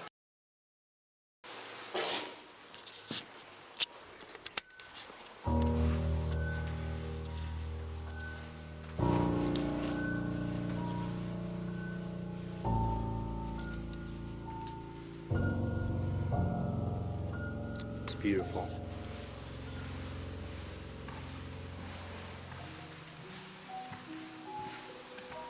Hey, what's up guys? So today, in this Explore, we're checking out this abandoned temple. Now this temple is 3 floors. The bottom floor is the dance floor that hosted bar mitzvahs and other events here. This is the 2nd floor. As you can see above me, there's a huge chandelier, and you're gonna see in 1 second what's behind you, which is even cooler. And the 3rd floor that I was talking about is a Hebrew school. Now this place closed down almost 10 years ago, and for being closed 10 years, it's surprising how much vandalism is not here. Now recently in this news, for this temple, it got bought out. So it might not be here for that long, so I thought I needed to make a video here to show you guys what's left. So let's go check this place out.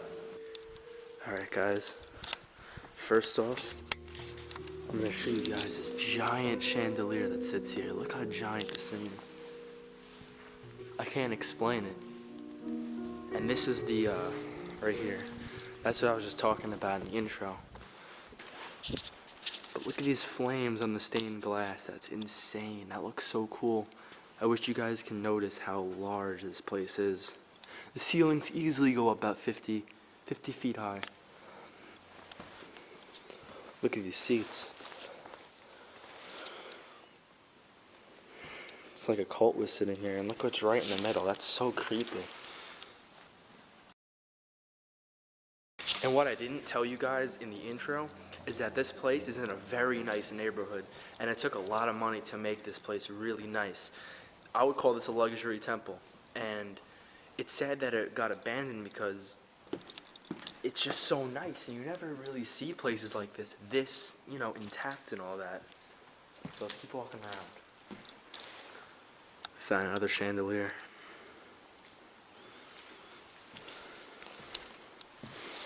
What is this? Oh shit, we got an organ.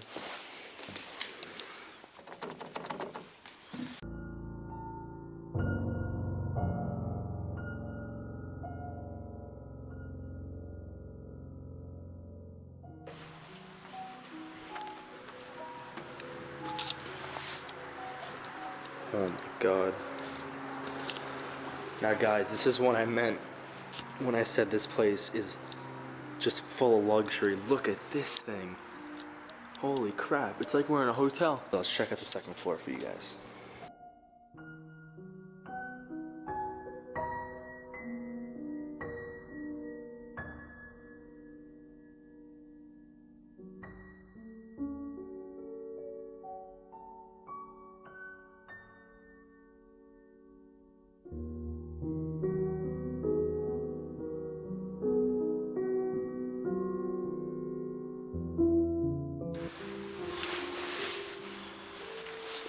Alright guys, now we're on the top floor of this temple, and this is the Hebrew school. A very strange color. It's kind of very creepy and eerie in here. So we're heading into one of the classrooms right now, and as you can see, they're completely redone. There was even chalkboard here, you could clearly tell. But that's what happens with these abandoned places. We actually found a piece of paper with some of the reading that the children would be learning in Hebrew school. There's some in, you know, casual English, and there's some in Hebrew. That's really crazy. But there's still some stuff here. What is this? I don't know.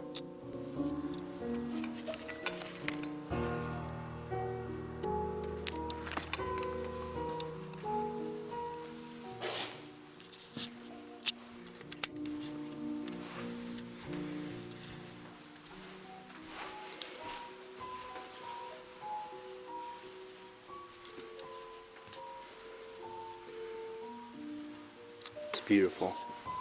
This is definitely one of the nicest abandoned places I could ever been.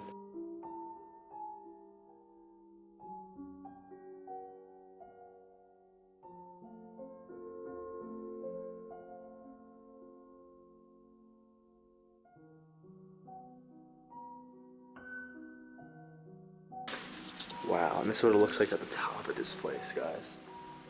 Amazing. This place is giant. Look how creepy these doors look. I mean, obviously someone broke them, but it looks so creepy.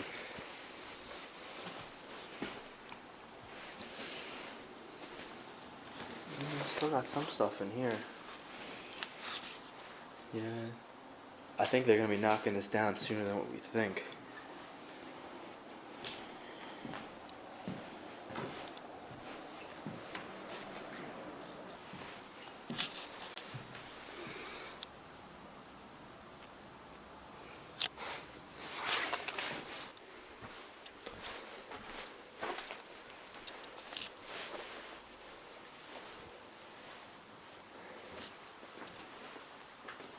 Damn, this top floor is really big.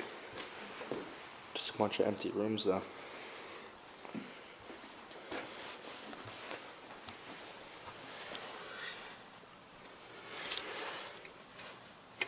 Never know. Alright, we're gonna keep walking up. Oh look. Found the computer room for this place. Obviously no computers in here.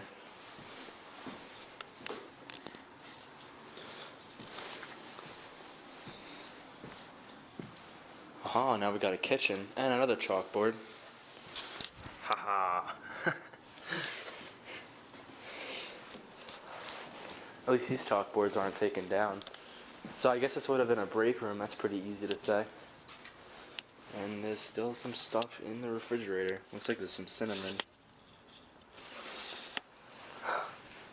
Good thing there's nothing else, because that would have smelled like shit. Oh look, there's still a plate left behind. There's even some stuff on the top shelf. Let's see what this is. Oh, what the hell? Pringles spicy guacamole. I never even heard of that flavor. only in abandoned places you're gonna see that. Damn, this break room bathroom even has a shower in it. What the heck? I never even heard of that. Wow.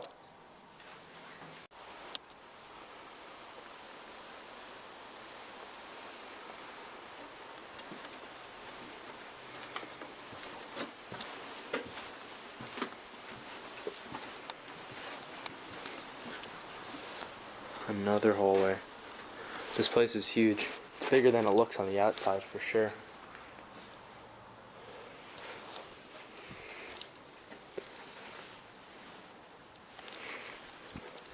One more look at the beauty.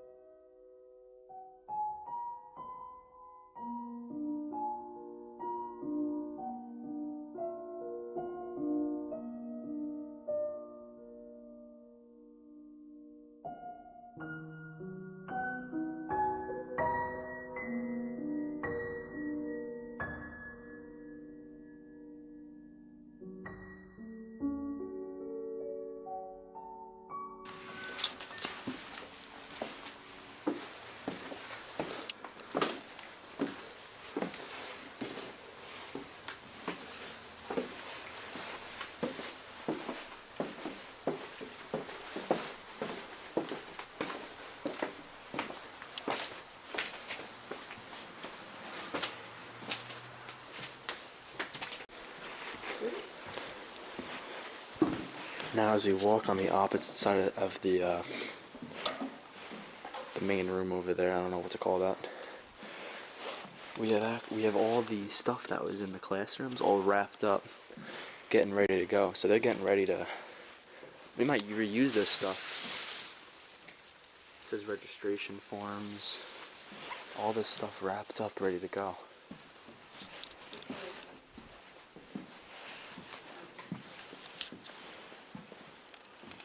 These couches look pretty comfortable. This is what I meant, guys, when I say this is royalty. This is just the handle of the door, and look at this thing. This is like we're in like some type of castle or a mansion or something. Alright guys, time for the last part of the video. We're gonna be heading down to the basement of this place where they held bar mitzvahs, parties, dances.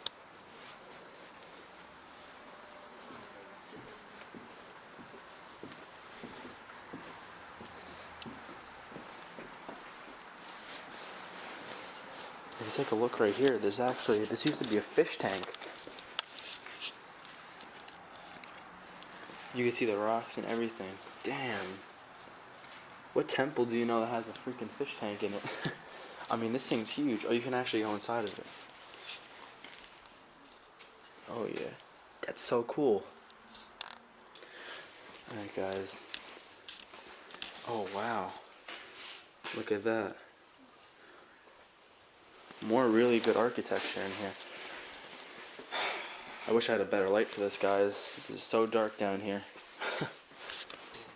I'll make sure I have to edit this really well so you guys can actually see it.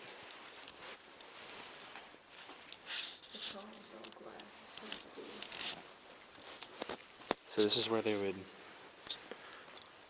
would party and have bar mitzvahs and other occasions. Oh look, it's a perfectly intact dance floor and everything.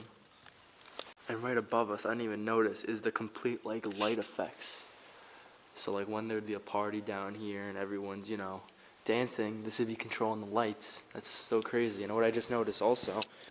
The walls are coated with stone down here. And we even have the mirror right above the bar that's right here. It's like palm trees and on it and stuff. That's pretty different.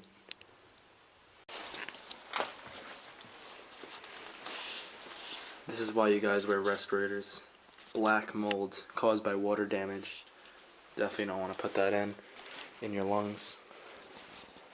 And it looks like we stumbled into the kitchen right here. So maybe they would have food out in the dance floor sometimes. Put some tables out.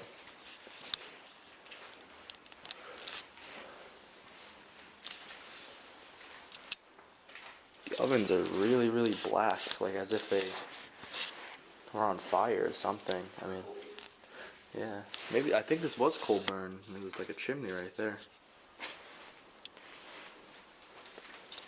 Still got one of the plates here.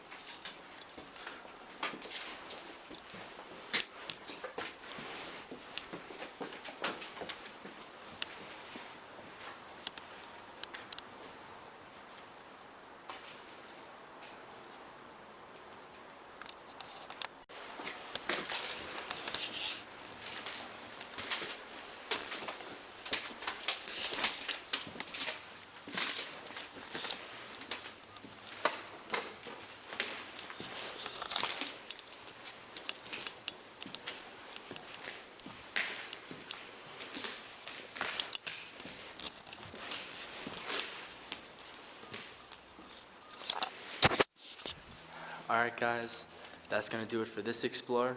Make sure to subscribe and like the video if you enjoyed it, and be back for next week for some more awesome videos. See you guys later. Remount and recover with the Planet Fitness. To Epic Beauty Sailors here, I'm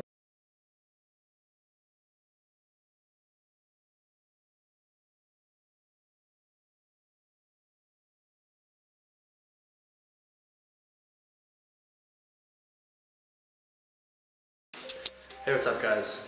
So today, in this Explore, I'm in an abandoned asylum. It's a children's asylum. There's also a kindergarten and a lot of baby stuff around. This is definitely one of the creepiest places I've ever been.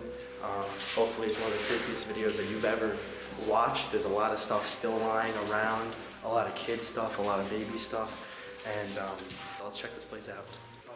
Let's hit the telephone. Guys, look at this.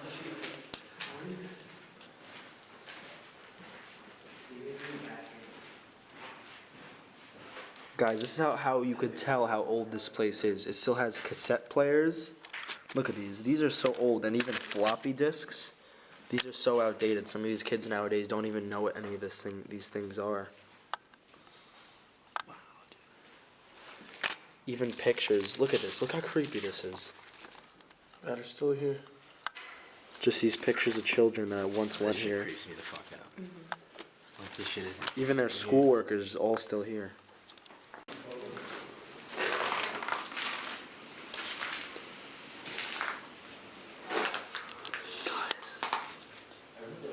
Look at that old monitor. Jesus. 2000. So this place closed in the early 2000s. This room is literally just filled with pictures of patients who used to go here. That's fucking crazy. It's one thing that we're here. Look, there's even film reels.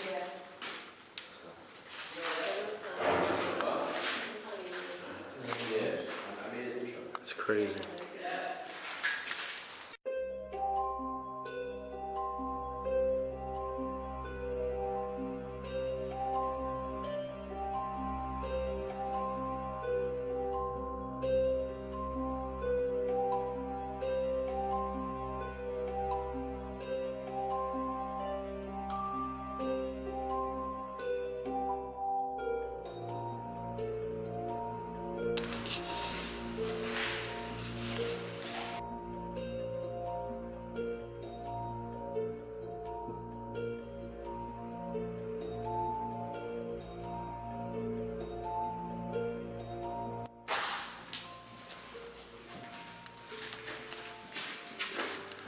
Every asylum you go to, you always find a wheelchair. It's just sitting there creepy.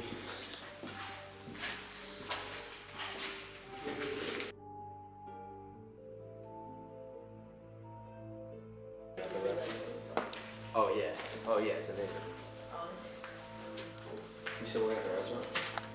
yeah. Guys, look at this. It's alright. They would push these children, the children around on these little carts. This is so creepy looking.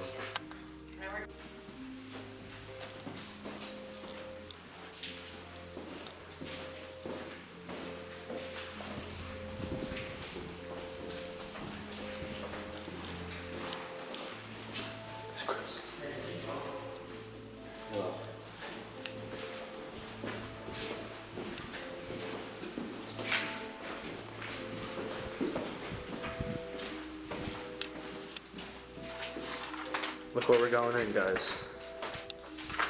So now we're inside the main theater for this children's center. It's so creepy.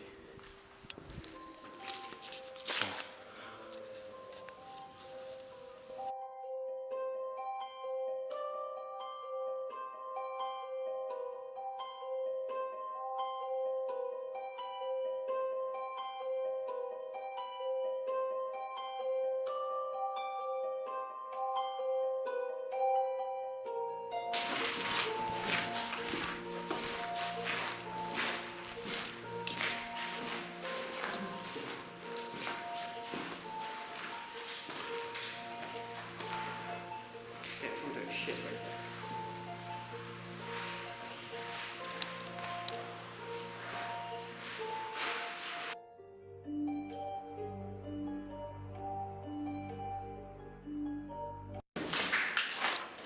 there. Got a pinata.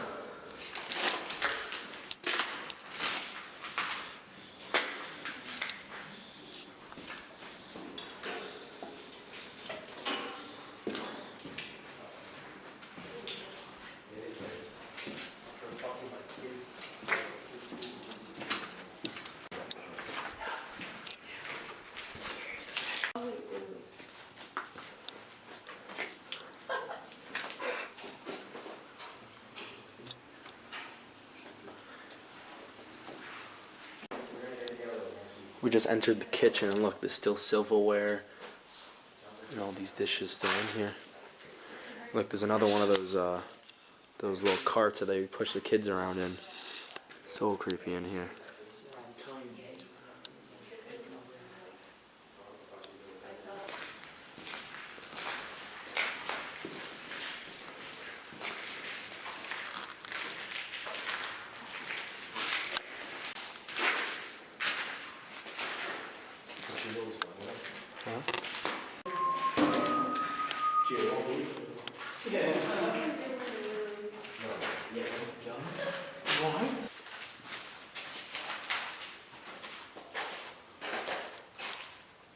Are we getting out the same way we came?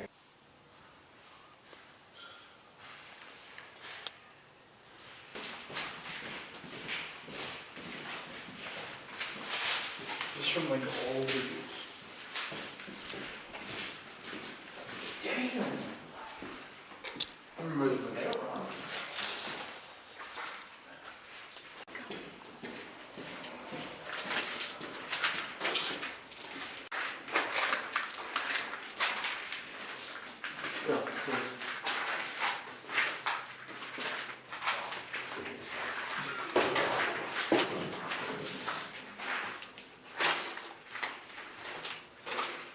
Please turn off the It's a baby changing station.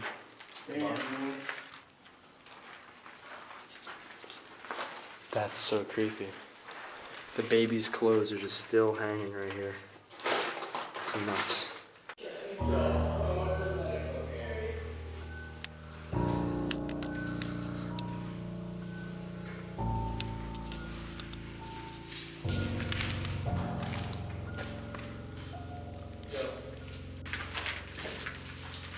That's cool.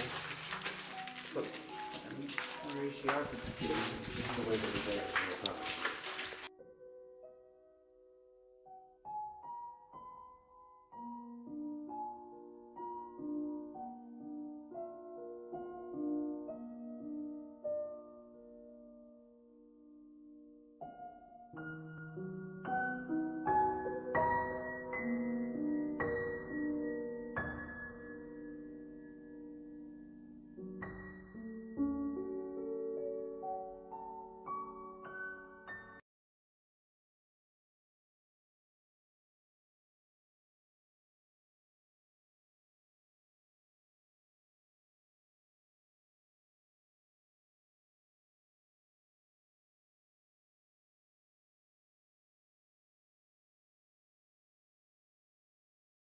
Confidence is not a mindset, it's an achievement. In the GMC Sierra HD AT4X, get 3.9% APR on 2025 GMC Sierra heavy-duty models.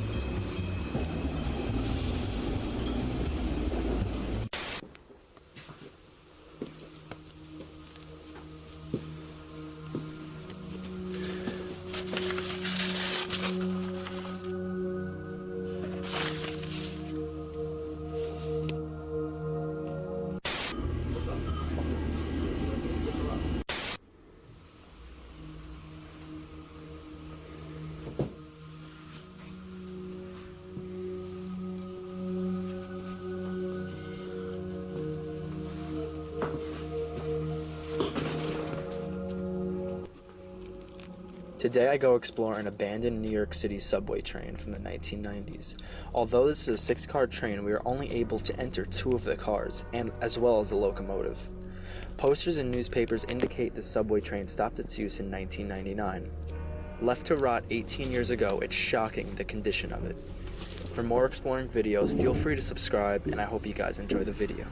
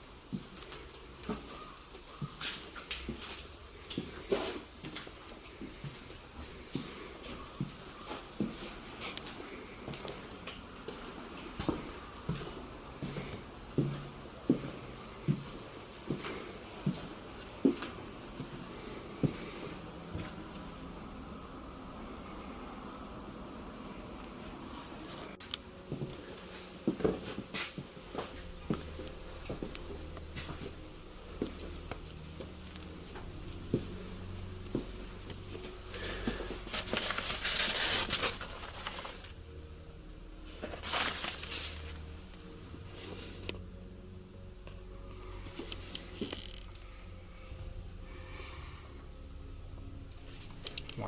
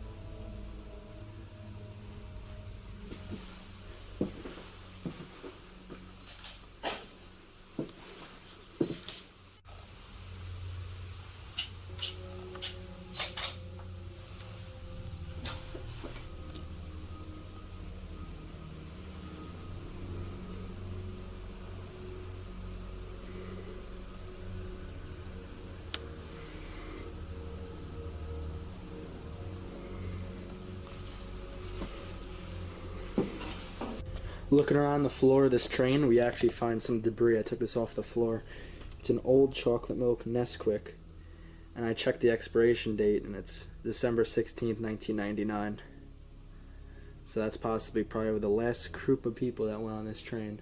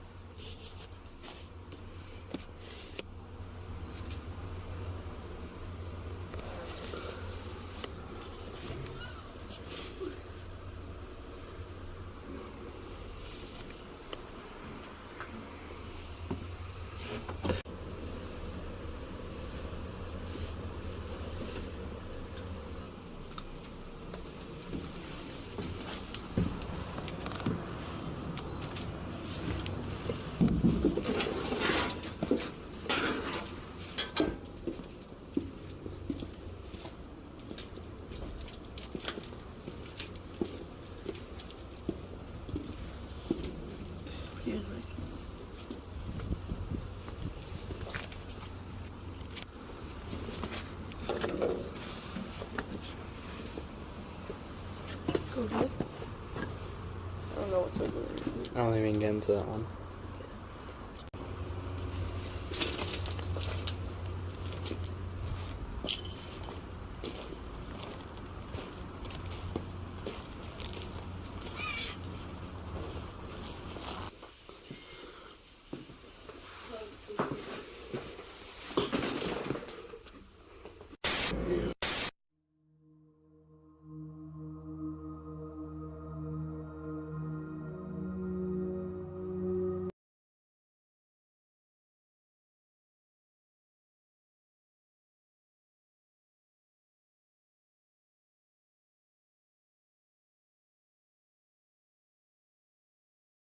Hey, we got this old mattress. Waterbed.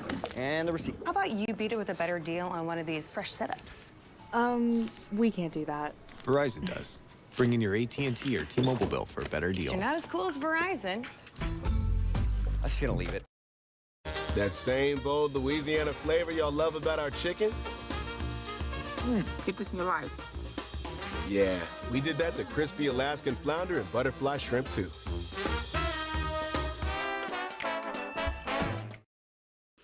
In today's exploration, we ventured deep into an abandoned psychiatric complex. Taking underground flooded tunnels over 2 miles of catacombs, we end up in the psychiatric hospital, abandoned in the 1970s and almost untouched by human hands for 50 years. As well as that, we end up in the rec center, which includes the asylum bowling alley, as well as an enormous theater, all untouched. And this leads us here. Without spoiling the rest, I hope you guys enjoy the video. Feel free to like as well as subscribe if you enjoy it, and I'll see you guys next time.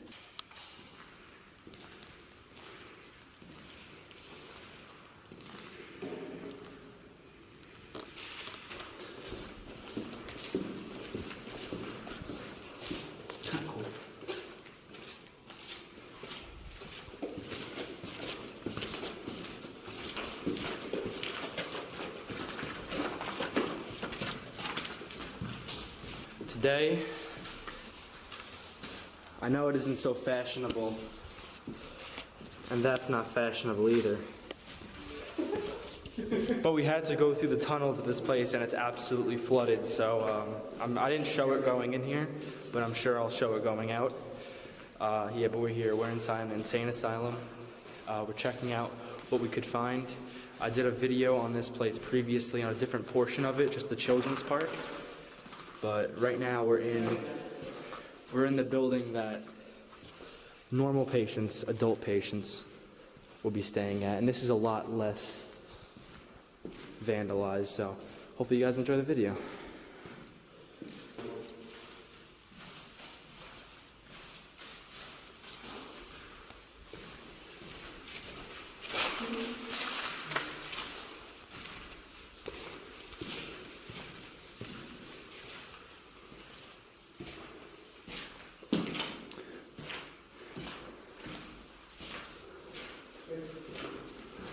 Let me get my light out.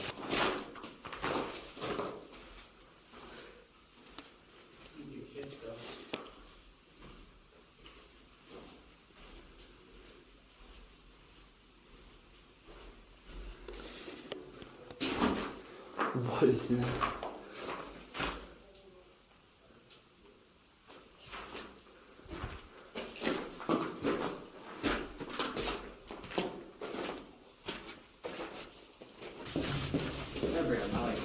Isn't this the basement?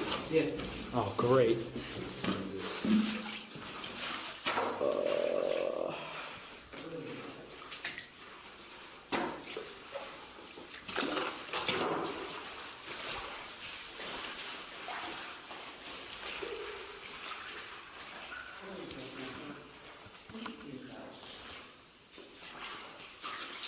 Where is that coming from? Oh, there's a ceiling?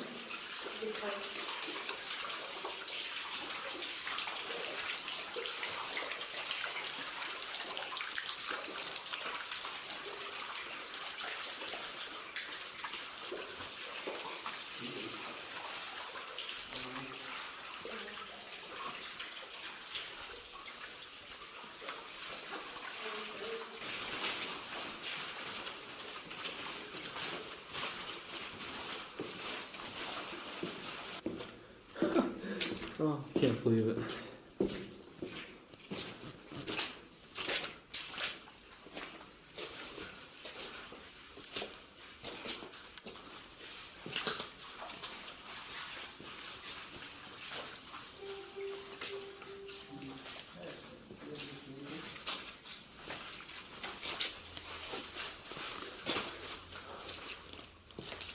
Huh.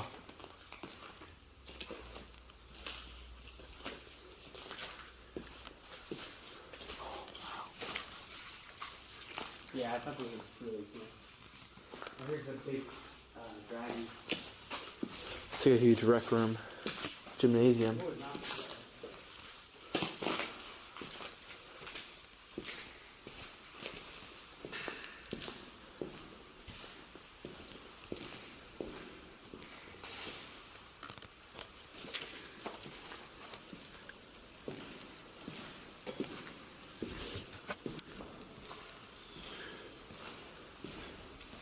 Oh wow, basketball hoop too.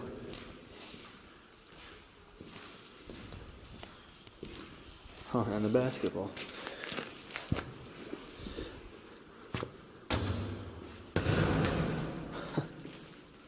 Wow, this is crazy.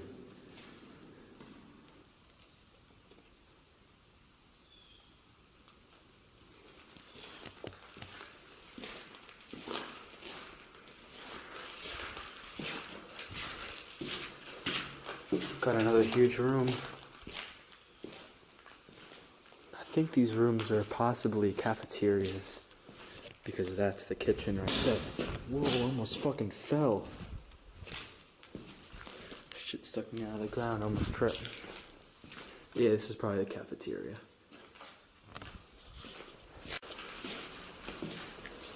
Got some of the freezer doors, wow, that they filled with fax machines and stuff like that.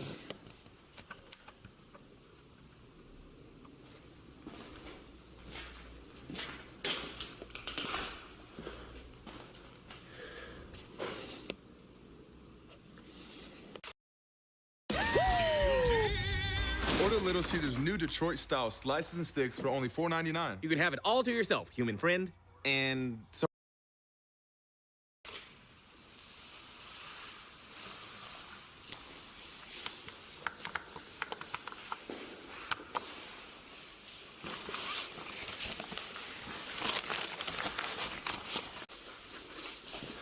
Got some patient beds.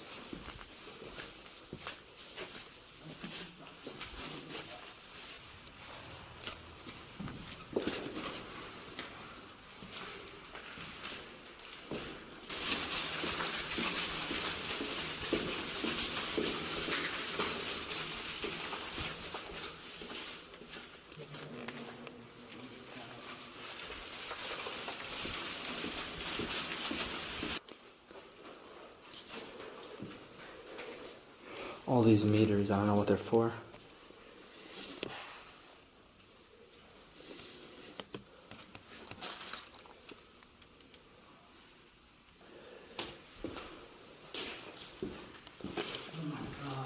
What is that?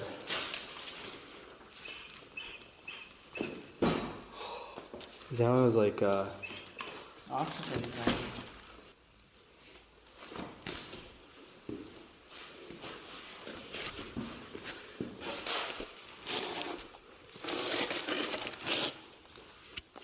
a lumograph.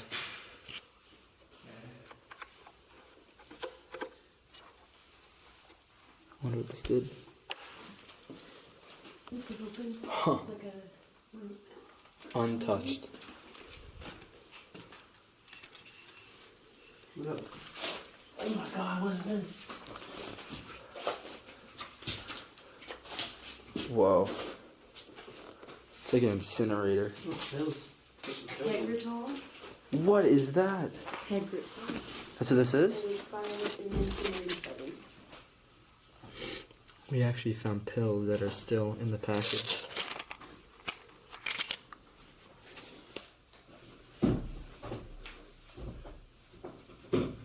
Expired October 97.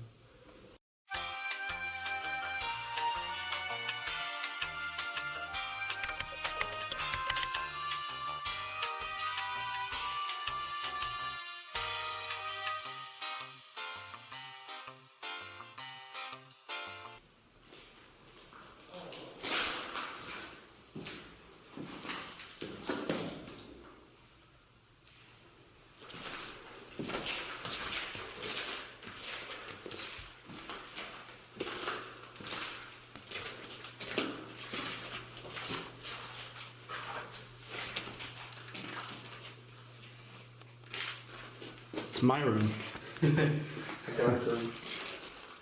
Oh, where's the x-rays? I think x-rays just get viewed here.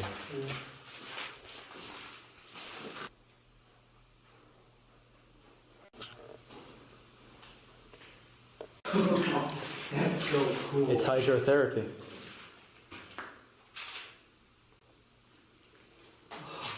That's so badass.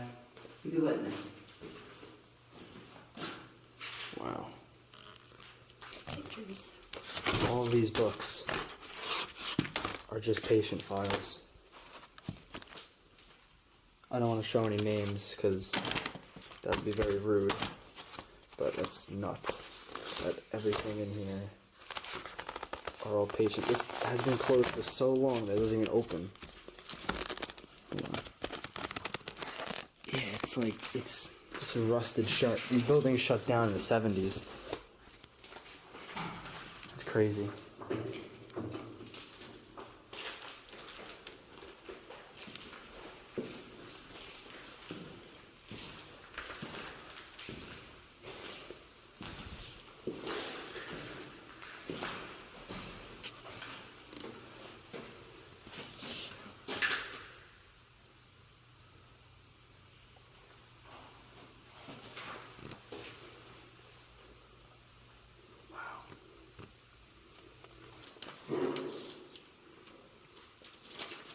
Bunch of documents.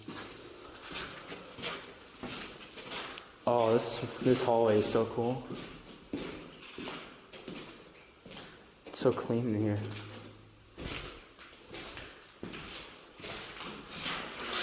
There's a calendar up on the board. Let's see. 1990.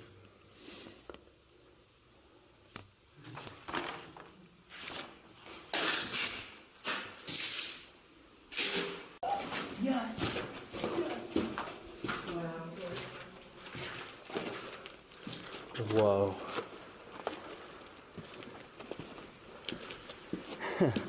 This place is enormous. I want to go over there.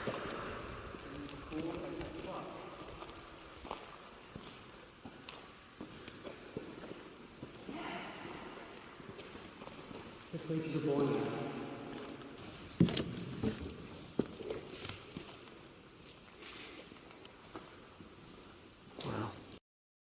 I'd like to report a death. And who might you be, sir? Sherlock Holmes. That's what I'm talking about. Would anybody care to enlighten me as to what the hell is going on?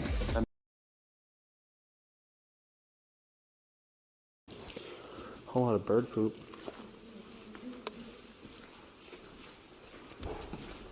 Should I dare to raise this? No, dude.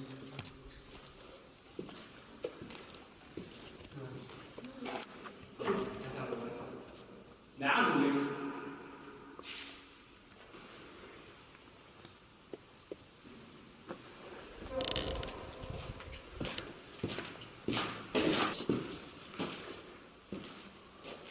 Wow. There's projectors in there.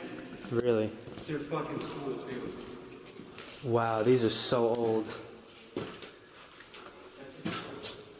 I know, still, it's really cool.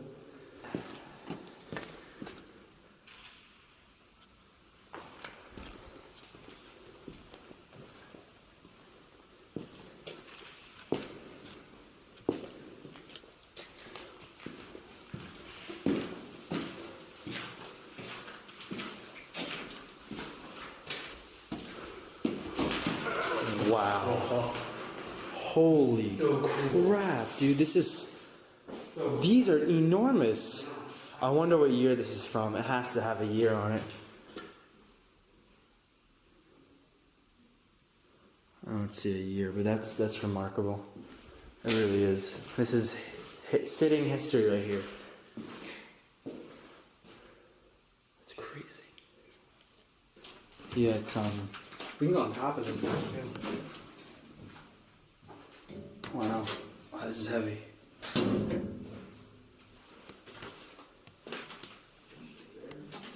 It's for reels of tape. That's, yeah, oh yeah. There has to be a year on this, come on.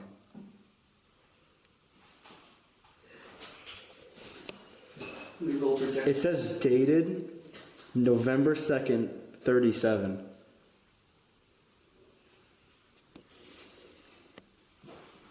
If this is from 1937, I'm gonna. That's crazy.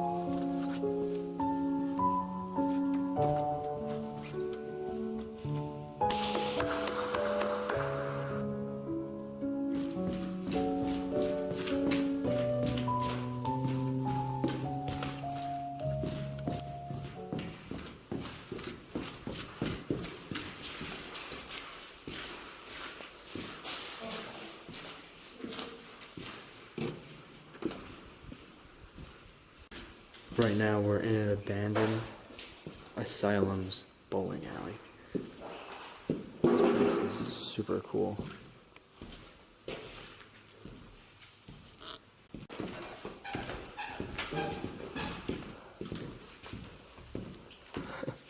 Oh my god. There's so many bowling balls in there, holy crap.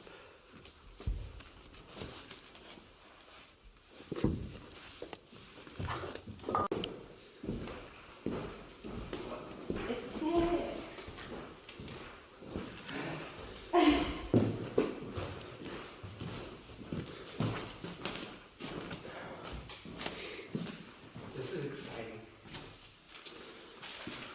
How many bowling balls?